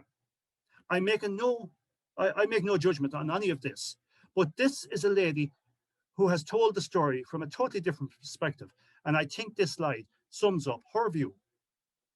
The Battle of the Diamond, September 21, 1795, instigated by a Roman Catholic revolutionary brotherhood known as the Defenders, who were part of the ethnic cleansing program of the 17th and 18th centuries, when the attempt was to remove the Protestant witness from the island of Ireland. For a number of years leading up to 1795, there was open hostility on the part of the Roman Catholics or Defenders towards their Protestant neighbours. Now, I sort of leave my case there. I'm not saying that she's wrong. I'm not saying that I'm right.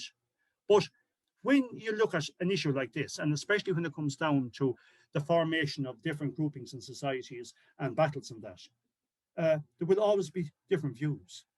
So probably what I'm really saying here is that when we look at the evidence here, whoever looks at this in a real sense needs to look at all of the evidence and needs to come out with a very balanced view. They don't need to alter it. They shouldn't fabricate truths. But perhaps, you know, this is one understanding of the Battle of the Diamond. And what I'm after doing over the last hour or so is I've possibly given you a different understanding, or partially. But really what I'm trying to do is I'm trying to look from an archaeology perspective, from an archaeologist's view, to look at what legacy and what do we see in the landscape that we can actually refer back to, if you like, to the original landscape from where the people came. And I think that we can actually do that. Those of us that are in these areas can do the bit of field walking. We can look at the material remains, the types of houses, what are the legacies we see there? What can we find in the landscape that links to these people? And then, is this something that's common to this landscape, or is this something that we actually have borrowed from the original place that this particular group of people came from? And I think in the Sliabh Aughties that the evidence there, especially around Lochatoric and those areas, clearly shows that there's a very big cultural package there from. Yeah, I think I'm getting a message here, but there's a no. Oh yeah, but anyway, that's my story. That's my scale. I probably haven't satisfied everybody in what I've said. People might have expected that I was going to delve into the Battle of the Diamond in a much bigger way. I'm not qualified to deal with that. I haven't done enough research on it. What I've done is I've borrowed from other people's work. What I'm qualified to do is to look at the cultural aspect, the archaeological aspect, and to just challenge us to look at the landscape and see what does the landscape tell us. And I just got a lovely message from somebody. I won't give her name away, but I will say, yes. If there was one good outcome out tonight, there's one lady here who has actually told me that she is hoping that she might be in a position to go on to do her PhD on this subject. And she's an Ultic from Lochatoric. That's all I'd say. And I'm delighted, absolutely delighted, because that's what we need. We actually need a proper research, a proper peer-reviewed work in order to be able to tell this as the truth, because there are so many different versions of the truth. And that lady, Alison Lamb, who I don't know, who I'd love to meet, she has won through it. The other thing I would love to see the day that we could have a conference. I'm turning back to my friend on the phone here, but she's listening to me, that we could have a conference or a one-day seminar or some sort of a think tank in Woodford on this whole topic, where we bring people from different viewpoints and different traditions to that table to share their thing in an open forum. Might be a big thing and a brave thing to do, but I actually think that we could all learn an awful lot. Thanks for putting up with this ramble for the last hour plus and staying awake, most of you, I think. Well, the few I see are awake, and I seem to be awake myself at this stage. So thanks very mumuch. Okay, Christy, thank you very much. Just want to come in here, and would you mind just stop sharing your screen, because Helen wants to say a few words, but also I want to share the clip. I want to share the TG Cahir news piece. Oh yes. So, do you want to give a little bit of background to this before I share? I do. Well, you know, at the time that we found this, the Heritage Council were quite excited by it, because of course the Heritage Council were paying my wages through the Heritage Office, through Marie Mannion, our Heritage Officer here in Galway. I was being funded as the community archaeologist. Sorry, I have to have a drink. I have stronger stuff inside in the sitting room. I have a few bottles inside. I couldn't have that here now. But I was contacted by the Heritage Council, and they wanted to do a certain amount of coverage on it. So what actually happened in all of this is TG Cahir actually came out and did a very short news item on the find in Allandara. And my Irish is just not good enough. I can order a pint, or I can say thanks, or I can look for directions, more or less, in Irish. And I don't understand Irish, but I don't speak Irish, and that's it. I wouldn't have the native tongue. But Dermot had the language. He had the couple of focal, and Dermot to me was the old tuck, and Dermot to me was the keeper of that landscape in a whole lot of ways. I had huge respect for the man, but Dermot agreed that he'd do the couple of focal, and we had this young lady who came down, and God help her, she didn't realise where she was going. She arrived in little shoes that. Dancing shoes, I call them, up to Allandara. She had to walk through furze. She had to walk through where cattle had messed up the place. And we had to do this several times for the camera. You know the way all this stuff goes on. But anyway, what we did, and we went out onto the landscape there, and I say a few words. She does most of it. She's the girl was based in Belfast, so, and she has very good Irish. And Dermot did the Irish bit. And of course, the great thing about it was Dermot was able to also reflect on the fact that his grandmother was from Rostrevor. And I think that was very important. He enjoyed doing it, and I enjoy doing it. It's very short, but you actually get to meet my friend Dermot as well in this. Okay, I'm bringing it up here now, Christy, and then we'll switch back to Helen. And then I think we have enough space here to allow people to ask questions, because if people want to answer. Okay, so we'll just hold this now for one moment, and you should be seeing this. Tá írsma do champa tefach ó nachtú cé déag amsí ag seandalaí gunda na Gaillimhe. Master gur catlaí bhí tethe ó. Okay, we've lost that for one moment. Okay, I'm just going to stop sharing. Christy, I'll let you back to you, and you'll be well able to fill the gaps here now while I'm looking for this. So I will. But I've done it so far, even if I made it up as I went along, but we managed it. I'll just take a moment there now. So I hope this is coming up here again. I actually see a Joseph McGinley there, and I have a feeling I met Joseph before, but we met before. But my problem is I'm forgetting things. That's why I want this lady to take up this gauntlet. Great. So just give me a moment here, Chris. It should be coming up now. I might just share it in a smaller window. So hopefully it'll work this time.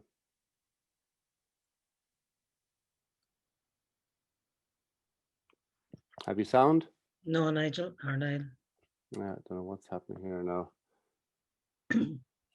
But the only thing is, if people don't get it, and if they really wanted to hear it or that, we could send them the links.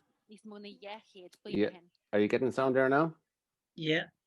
Okay, we'll try it one more time. Third time. It could be because it's coming from Facebook, and it's not necessary to. We'll try it one more time. Are you still seeing the teddy bear there? No. Okay. One moment. An older teddy bear. Tá ar smud a champa tefa nochtú cé déag ag seandalí gunda na Gaillimhe. Master gur catla No video now. Hold on a second now. Here we go. go go alla a bhí an na gcónaí sa campa. Are you seeing it now? Yeah. Yes. Super. Ba é an Seandalaí and Dr. Christy Cunniffe a dheimhní gur champa tefa de haisigin de Aughty a bhí sa tálaí seo tíomhmhaoid an Ghreg in Sliabh níos mó na 10 bliana hin. Is holaí fermere de chlocht na nulta sin a tháinig an Dr. Cunniffe ar na cairn chearcailthe seo de chlutha agus díga hartarthú, fianaise do wathan na nulta. On perhaps 2 acres of ground here, we could have upwards of 50 different hut sites or campsites. Loniart sealade a bhí an dóibh, sul obair siad an talú Sliabh hart timpplaú an fermathe a bhainú. Deirtear gur cuirí timppel 7,000 Catholica a Sliabh an olú in é cá a deascar as an tionscail linéidí in 1990. Dúrú le codiste an daoine sin a hé ón tuisgurt go mbeadh talú maiid fermreachta ar fáildóibh ar chléú Aughty a talú Sliabh a bhí an. Dinne eile de chlocht na nulta a go fóil ag marsin sa cheantar na Dermot Moran a chuir spéis na éireacht ulta héin. Tá mé Sliabh an clan Hamil bhí sé rugadh sí I Rossriver an chundaí an dún. Nuair a bhí mé daoine óg, bhí mé ag éisteach le I gcónaí le mar grandmáthair ar na scéalta ar na clan ó Oltacht. Bhí sim orm ina gcónaí ar an scéal sin. Dear an Dr. Cunniffe náisiúlann sé gur thóir min táthailt a dhéanamh an cheantar seo, a gur iomaí deis cultúra a bhaineann leis na tarthaí seandálaíarta ar chliú Aughty a hen sú fada siar leis an chré uais. Cuimhní cahal níor TG cethir an Ghreg I gcondaí na Gaillimhe. Gorcha tá takeíocht na nimráí fáte. Okay. Thanks.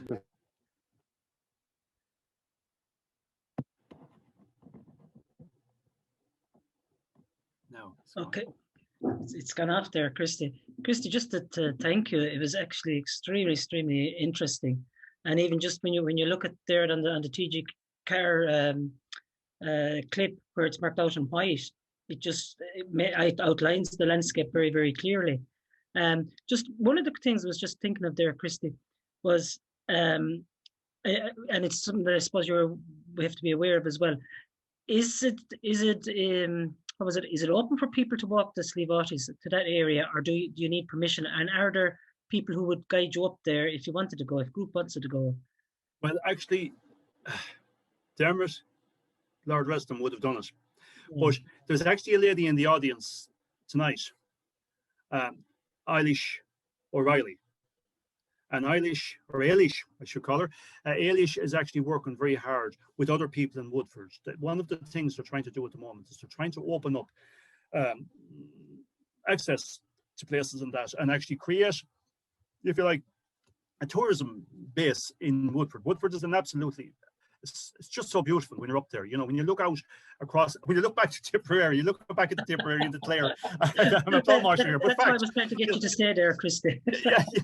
But when you look back across the lake and that, out onto Lough Derg, and you look at the islands, and you look off at all of the different mountains that you can see from the Sliabh and just the valleys, and it's a wonderful place. But it is an aspiration of the local community to try and make more of what they have. And like, the great thing about it is that not alone have the whole Ultic story, which is, I think it's one of the biggest diaspora, internal, external, well, I suppose diaspora is not internal, but it is in this case because it's movement.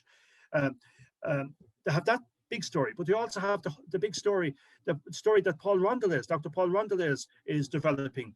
Paul has been doing work on the iron mills.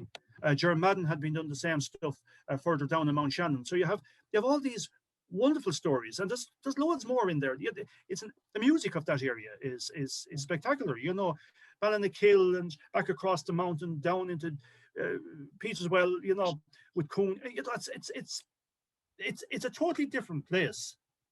Yeah. You know, it's different to where I live. Totally different. It's an exciting place in many ways, and so I think that maybe Eilish would have been the one that'd be better to, or Ailish would be the one that's better to answer all of this, because she lives it, knows it, and is trying to promote it. Yeah, no, it's just because it's important that I suppose that we don't go off rambling across fields or whatever and just talk to the local person. And this is one of the things, I suppose, I'm going to bring in the cautionary thing. As field monument advisor or community archaeologist, one of the things I've always had to relate to people is that, you know, when we hear the term commonage is not common to me or to you, unless you're one of the people that shares the commonage. That's, you know, it's still, we don't have the right to roam in Ireland. And the one thing that I always argue is, if you must look for permission of people, and you know, you'll always find somebody local to say, look, go ahead, the one mind, tell them I said so. Well, that's an invitation. And you know, but at the same time, the best thing to do if you're going to up to the Sliabh Aughties is to contact a member of the local development group and get them to take, because some of this stuff you won't find. Yeah, you know, there's stuff out there everywhere. There's a wonderful prehistory up there. There's layers and layers of stuff up there. Excellent. Just you mentioned the flax as well, and we'll open it up then to people, because I know that I think this Patricia Conway in Mayo, you when you emailed us, you referred to the flax industry or the linen industry, and the you know, and I know here in Terryglass we have a couple of flax pools, and whether that was associated with the Altax, had they an influence in Terryglass as well. And I suppose Patricia is there. Maybe there's other people there that has an interest in that as well, that might like to come in. I think Patricia was up in County Mayo, and there's people there from Leitrim as well. That I suppose there's a lot of connections around the country that could be of influence. And if I may say, Helen, so if I just come in here, I think Christy has mentioned Ailish already there. Her wife had the pleasure of meeting, and she's heavily involved in Woodford and the whole development there as well. So Ailish, if you want to unmute yourself and come in as well, we'd love to hear from you. Hello, everyone. There you are, your mum. I never met her before. I didn't expect to be. I didn't expect so many mentions this evening, lads. Thanks very much. Yes. So yeah, was the question, or what was the question, Helen? I suppose what we were looking at there, Ailish, was with regards to if people wanted, like myself, to trek across the Sliabh Aughties, who do you contact, or is there a group around the area that one can contact, I suppose, or?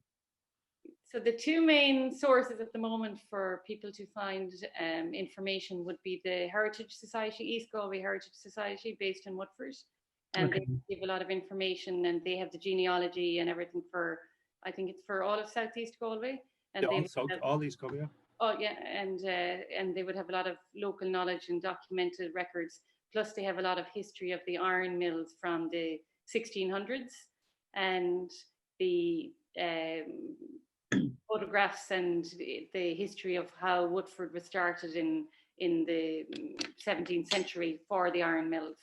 And then Woodford, if you get in touch with Woodford Parish Development, and we should be able to put you in touch with somebody. I do a lot of walking and hiking up here at the moment, because most of Sliabh Aughty, like my 5 kilometre radius is Sliabh Aughty. Yeah. But some of those monuments that Christy has photographs up, I haven't seen all of those myself. So there'd be like, there's a lot of exploring and a lot of information to be shared. And I suppose for me, my great grandfather came to Lochatouric himself and his 2 brothers, and I know where they originally settled. 2 of them settled on one part, and one brother in the other part, and then two of the brothers got broke here, and they all moved back in together. And that house now is unfortunately under Quilcha Forestry, up in the foothills of a place called Scalp in Gorey. And but the farm I'm on then was my they came from there, the next generation came from there, and the house that I live in now, that is the house that they built, or the second house they built there. So yeah. But so the Ultic is very much alive. The Ultic tradition is very much alive and well here in the Sliabh Aughty Mountains. Excellent. Thanks, Ailish. Is there anyone else wants to come in there?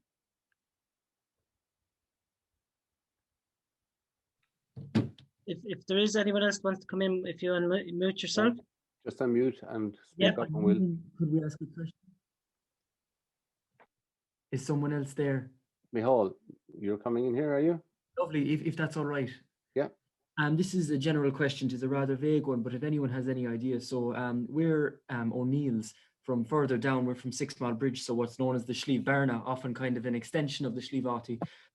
And while there were O'Neill Seps based in Thomond, based in Clare, we have reason to believe that we're not local. And in this lecture, Christy, I noticed there was an absence of the O'Neill name in those coming south, despite what I know to have been a lot of O'Neill of the Fuse and whatever in Armagh and in Down. And I'm wondering, do you have any thoughts on that? Why there doesn't seem to be O'Neills coming south? Were they already scattered? And have they ever come up indeed in the Sliabh Aughty?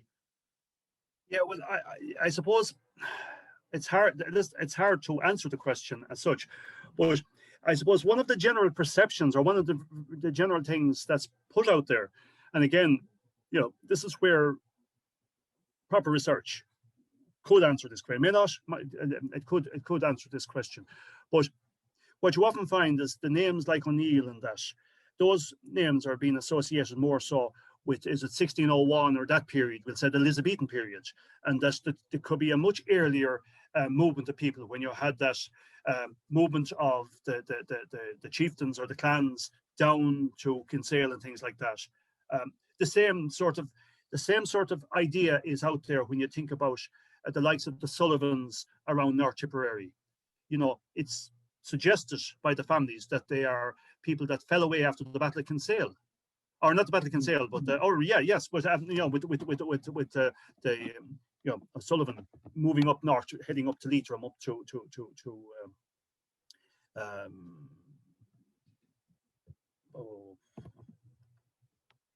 God, I'm trying to remember now. Up to Breffni, up to O'Rourke's in Breffni. So you have these sort of notions and ideas. I see David's coming in there, and he might be able to throw something on that. But yeah, I think that some of those names might actually be earlier names. And again, people haven't got even with the Ultic, the modern Ultic, we'll say, with the post Battle of the Diamond, so many facts are missing, and this is the thing, I think in some ways that maybe the big answer to a lot of this, but I don't think it's a thing for just, well, it's for people themselves. But if there was an organized, group for this, that something like DNA might actually help resolve part of the story. It might actually put people into timelines and that, and it might fix them in as to when they landed in places and that. But from the historical perspective, I just can't answer it. I don't know. I actually don't know when the O'Neills would have ended up in those areas. I don't know. Sorry about that, Michal. We don't know either, but there was always tradition that we were in a castle in Cratlomoyle, which was a McNamara castle. So that was along the path to Kinsale as well. We could have been squatters, you never know, and it could definitely, that makes a lot of sense. So thanks very much. Well, if your cultural package, if you like, suggests that you were in a castle, you didn't come down after the Battle of the Diamond. They're not a sort of compatible idea. You know what I mean? If your long family memory is of that type of settlement pattern or that type of movement, and that it was a different movement altogether. That's sort of the Gaelic movements and that, the Gaelic lords, the Gaelic chieftains, or that sort of later Gaelic Ireland, rather than our 8 or 9 acre farmer from the borderlands. You need to have your DNA done and just see that you go right back to the upper echelons of the O'Neills. Thanks a minute. You're welcome. I have a question, Joe McGinley here. Joe. And what I'm struggling to imagine is if these people decided that they had to leave and they got their cattle shod, especially, and how could they have known of the Sliabh Aughties, or how could they have heard of West Mayo as a destination? That's a very interesting question, because first of all, what we're told, well, we know it from Martin's situation, from Richard Martin's situation. We know that the paperwork is there, and we know that there was an advertisement placed. it's also stated that there was actually an advertisement placed in, from the Marble Hill estate, that the Burkes actually advertised farms for rent because they were trying to improve Mountain. They had all this wasteland. And that was one of the things that came in later in the Sliabh Aughties, was the whole wasteland society, improving lands in parts of it. But they had lands they wanted tenants for. They wanted rent-paying tenants. A lot of this land was after being cleared after the deforestation due to the ironworks and things like that. And probably also, the exportation of timber and that. So there was Raw Mountain appearing. And they advertised, but we can't just find that document. We're not finding that document for the Burke estate, even though that's what's recorded. The other thing that I think is very important, and I'm not going to remember, this is the terrible thing, I need notes because I can't retain all the stuff anymore. But we know that in Marble Hill House, in the later 18th century, actually it was the older house, Creggan, where the Burkes lived. Prior to the building, they built the Marble Hill House around 1775 or 1770, whatever it was. But prior to that, they lived in another house on the estate in Creggan, or Creggan. And while in that house, in the 17th century, a Catholic bishop here in Clonfert, a man called Teddy Keogh, or Teddy Keogh. Teddy Keogh was a Roscommon man, but he was the bishop of Clonfert. And he actually ordained numerous priests in different places around this area. But one of the places that he ordained priests was with the Burkes. The Burkes were Catholics. Burkes had a chapel in their own house. So he ordained priests in, we'll call it Marble Hill House, in the older version of it. And two of those priests went on to be, now this is 17th century, it's late 17th century, it's nearly 100 years prior to this date, but two of them went on. One of them became the parish priest of Loughall, and the other became the parish priest of the neighbouring parish. So straight away you can actually see that there was a link through the Burkes, the church, the Catholic Church, the hierarchy priests and that within the Catholic Church. So the two places weren't unknown to each other. So I think that this was part of that link myself. And I know that there was other links as well, but I actually think that was part of that whole thing. Because if you take it that this guy was a parish priest, and we just said that he's there up until the 1720s or 1725 or thereabouts. Well, that's moving us into the 18th century. The Battle of the Diamonds at the other end of the century. This gap is quite tight at that stage. So I actually think that that's part of the rationale and the reason. But the other thing is that people like Lord Altamont and his brother, one of the Browns as well, they were, like a lot of these landlords were sympathetic towards these people and realised as well that there was benefits in having people on your land. Tenants pay money, and money, was really what the estates were about. So it paid them to advertise or to seek out these people, and they knew they were on the move. And once they moved, they sent back word, because that's what happened in the Sliabh Aughties. Seamus McEnany recounts it there. He says, they come down first. You get the big wave first, but they're still coming down for another 20 or 30 or maybe 40 years. So it's a long movement.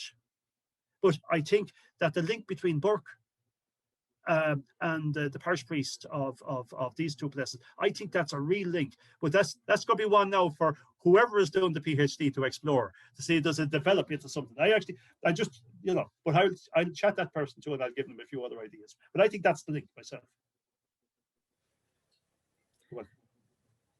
I think, Christy, you're putting up a lot of challenges there now, so it's whoever's going to take it's this easy challenge. for me. I can go to bed tonight. Somebody else is going to have to take it on. It's excellent. You've put up a whole pile of groundwork. Now, I'm actually conscious that Christy has been talking for nearly 2 hours at this stage, over 2 hours. God help you. I tell you, Christy, it hasn't even felt the 2 hours. It's been absolutely interesting. Before we go, is there anyone else there that just wants a word or anything? Because I have a funny feeling, Christy, this is a talk that you may be asked to do again sometime. Yeah, well, I won't mind doing it, or I don't mind sitting in to somebody else's talk, because I would love to hear this talk from a different perspective, from a different part of the country. Yeah. And actually, one of the things that I think as well, now I'm not looking for work. I don't want work. I'm retired and I have stuff to finish that I started 40 years ago. But I actually think part of the challenge here is this is a big story. One person won't cover it on their own, but I think there's also opportunities here to link and that, you know, that there's a lot more to this than just the story as well. I think there's all these, you know, cultural aspects to it, all these little strands that could be tied together. I would love to see the day that somebody young and energetic, you know, maybe somebody like Joseph McGinley or somebody like that I can see there that are fresh-faced and have the ultimate name, the right label. People like that would take on this challenge and maybe pull people together. But then I suppose my preferred place to see it happen initially would be in the local youth hall in Woodford. You know, I also have my personal, yeah. which I think it would be great, you know, to take it. Anyway, you were asking somebody else for a question, not me. I'm after coming. Yeah, just before, like. Could I come in? Yeah, work away there. Could I come in there, Helen? Yep. First, can I just briefly say, well, Christy would know better. Would he go on for 3 or 4 hours? I think we all know that. But I just like to congratulate yourselves. Before Christy, Christy gets lots of praise from me. He doesn't need any more. But you ran a brilliant show tonight. The logistics of getting 100 people into a room, or be it a virtual room, was outstanding. Very professionally run. And a great topic, and a credit to you, like, and especially inviting Christy over from the Galway side and identifying, you know, that story from the Sliabh Aughties across the Lough Derg and stuff, and just not keeping the history in your own area or in our area, North Tip area, but bringing it across the lake is brilliant. And look, you've done a great job tonight, and I suppose in these times it's rare that you have actually a good night out. I was really looking forward to this all week, as were a lot of us. And the last thing I'll say is, look, Christy has done a great job. He managed to tie in the archaeology, but also the history of the whole story of the Old Talks. And he has dismissed nobody's history. Even that last lady of the lambs he quoted there, he didn't dismiss anything from the story, which makes it all worthwhile.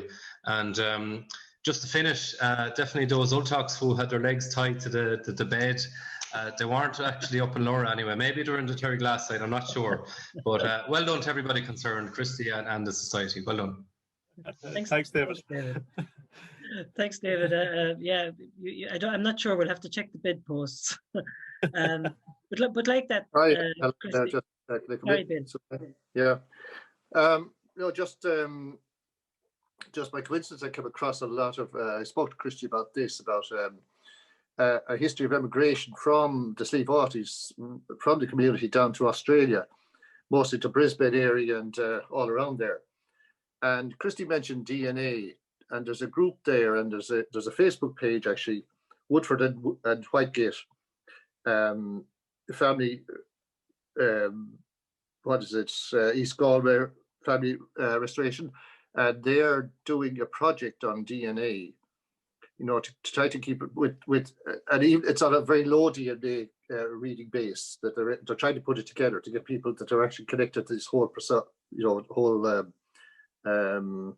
join up all this community. And maybe if this has been recorded, I might just, if you mind, somebody just might say a quick hello to some of the just mention the names, the Tullys, the Pages, the Porters, Bowles, and the Durex, who are all part of the community down there in Brisbane and all around the area there. In particular, the Tullys, we all know the history of the Tully family from there and from Woodford, and we won't go into it there now, but it's a very interesting story. And it's actually a very sad story. Actually, and in a way, that story. A lot more to it, but the DNA, I think, is an important part of it. The sad thing there, though, at the end of it all, Bill, was that, you know, the very first slide I showed there, where I showed that banner, if you like, no blood shall flow between Ben and Bow. Those families felt safe in there, but within the century, the land war had occurred. All that went with it.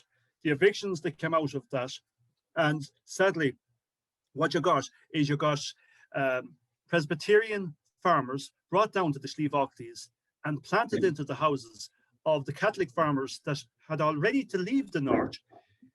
They were doubly displaced. You know, that was a mistake. That was actually the agent that did that. The poor farmers that came down were like themselves when they came first. A lot of them came down hoping for a place to have a farm in that. They were looking for land as well. But a lot of them picked up roots and left again. They had to go again because they didn't realize, a lot of them, that they were actually being put into a situation, and it became a very, very difficult situation. But some of those families that you talk about, some of those never got their land back, never got back into their own place. And that's a huge story. Like the Sliabh Aughties have so many stories, and it's all based around land and displacement. And you know, the land war was a terrible time for a lot of the natives in the Sliabh Aughties, and an awful lot of those people, as you were saying, were the people that were already displaced, that had already moved and who felt secure. But it must have been a terrible shock to them when they actually saw the very thing that they felt they were leaving arriving in after them 70 or 80 years later, 60 or 70 years later. You know, there's a certain, what would the word be, irony or whatever it is in all of that. But there's so much, you know, it's such an interesting story, and it just goes on. And I think that sometimes you have to look at these types of stories to understand where people's mindsets are developed from. You know, we develop our life view based on what was happening to us in the past. And I learned a lot from walking around the area up there. Learned an awful lot. But I was, my eyes were opened as well to the richness of the place. I think when you say, Christy, about walking around the area, and maybe we'll leave it on this one, is that I suppose in the last 12 months, we haven't been allowed to walk around too much. We haven't been allowed to come together. And I suppose what we have to do tonight maybe is look forward to maybe not in the too distant future, where maybe we will be able to say, Christy, and maybe Ailish as well, maybe could we come over as a group and we go walk around the Sliabh Aughties. In the meantime, I'll try and get fit to be able to trample up the Sliabh Aughties. But it's like what you were saying, David. We're on this side of the lake, but we're all very much connected right around the lake. Christy, you said it earlier. And I know myself from doing research and everything, we do a lot of family research. We have to branch into other parishes because we're not alone. And back a while ago, we did research into Canada, immigration to Canada, and we ended up going over to Tommy Holland to find out information over there from Tommy in Williamstown Harbour. And that's why we're very much a community around the lake. And hopefully in a few months' time, Christy, or early next year maybe, we'll meet up on the Sliabh Aughties. And maybe if you want to have the last word yourself, Christy, and we'll just thank everyone for joining us tonight. Well, my last word is to say that I'm actually staggered with the amount of people that joined in for this talk tonight. I do hope that everybody got something out of it. As I said at the outset, I was trying to sell, if you like, not sell, but trying to share the Sliabh Aughty experience as best I could. I was looking at the Sliabh Aughties, you know, especially, but the story is much, much broader than that, of course. And I also acknowledge the fact that you could have this talk in any of the areas. We could have had this out in Connemara, out near Clifton, out on Humanity, somewhere linked into that area. And I'm sure that we could get a similar type of story, or maybe a different, you know, slightly different sort of a story. We could do the very same across in Tipperary or down in West Clare, you know, down along the west coast of Clare there. I gave this talk in this time a few years ago, 2 years ago or that. And I was amazed to find that there was actually what we regard as ultics down there as well. So, and you know, these pockets, and even I'm doing work myself at the moment on a place here in the Clonfert, a few townlands, a place called the Callows. It's this place that was, it was a bit of marginal land, again marginal land, and this is the secret. It's not the secret, but it's the key to it, where you have small tenant farmers, but what's available to them is marginal land and land that's been improved. Well, when I'm examining the townlands that I look at there are names coming out. There was one Riley man. Now I had to dismiss him because I found out he was an RIC man, so he came in later. But we have Rourke's and we have Murray's and we have Kavanagh's and we have, you know, you begin to say, well, hang on, where did they come from? Were these people, when our local landlord was setting up a little settlement, and he was looking for tenants. Did he also attract in some of the Ultics? And have they forgotten where they came from? The names, it's just, but that's where I think the likes of DNA will come in. You could prove that maybe there was a huge amount of this. And this is what I find sad in a way, that while it has been looked at by a number of scholars, this was the biggest internal migration in modern Irish history. And it's not really discussed in a big way. It's just this, in a way, it's as great as the famine. It's a story as great as the famine, where you have this. I know it's difficult to but this is why it needs that scholarly approach. It is the biggest internal migration. Displaced people, or people who had to displace themselves because they were under pressure. They were being visited by people that were going to smash up their houses and things like that. Anyway, leave it at that. Yeah, right. Thanks for having me. You're welcome, Christy. And before I go, there's one man other than Christy that has made this night possible, and that is the technical man behind all of this, the man that has hosted this, and he has hosted a few more talks for us, and that is Niall Heenan. He keeps us on the straight and narrow. He keeps us going. He watches over us, and he also calls time when we're maybe running a little bit late. But well done, Niall. Without you, we wouldn't have got this here tonight. Well done, Christy. And I think a text came in there a few minutes ago. Should we have part 2? I think there is a part 2 to this, Christy. And please God, we'll have it again. And welcome. And thank everyone from right around the country and in the UK and Australia, if you've joined us as well. Thank you all. And please God, we'll have another one. Christy, thank you very much. Good night, and good night to everyone. Thank you. Thank you. Thank you.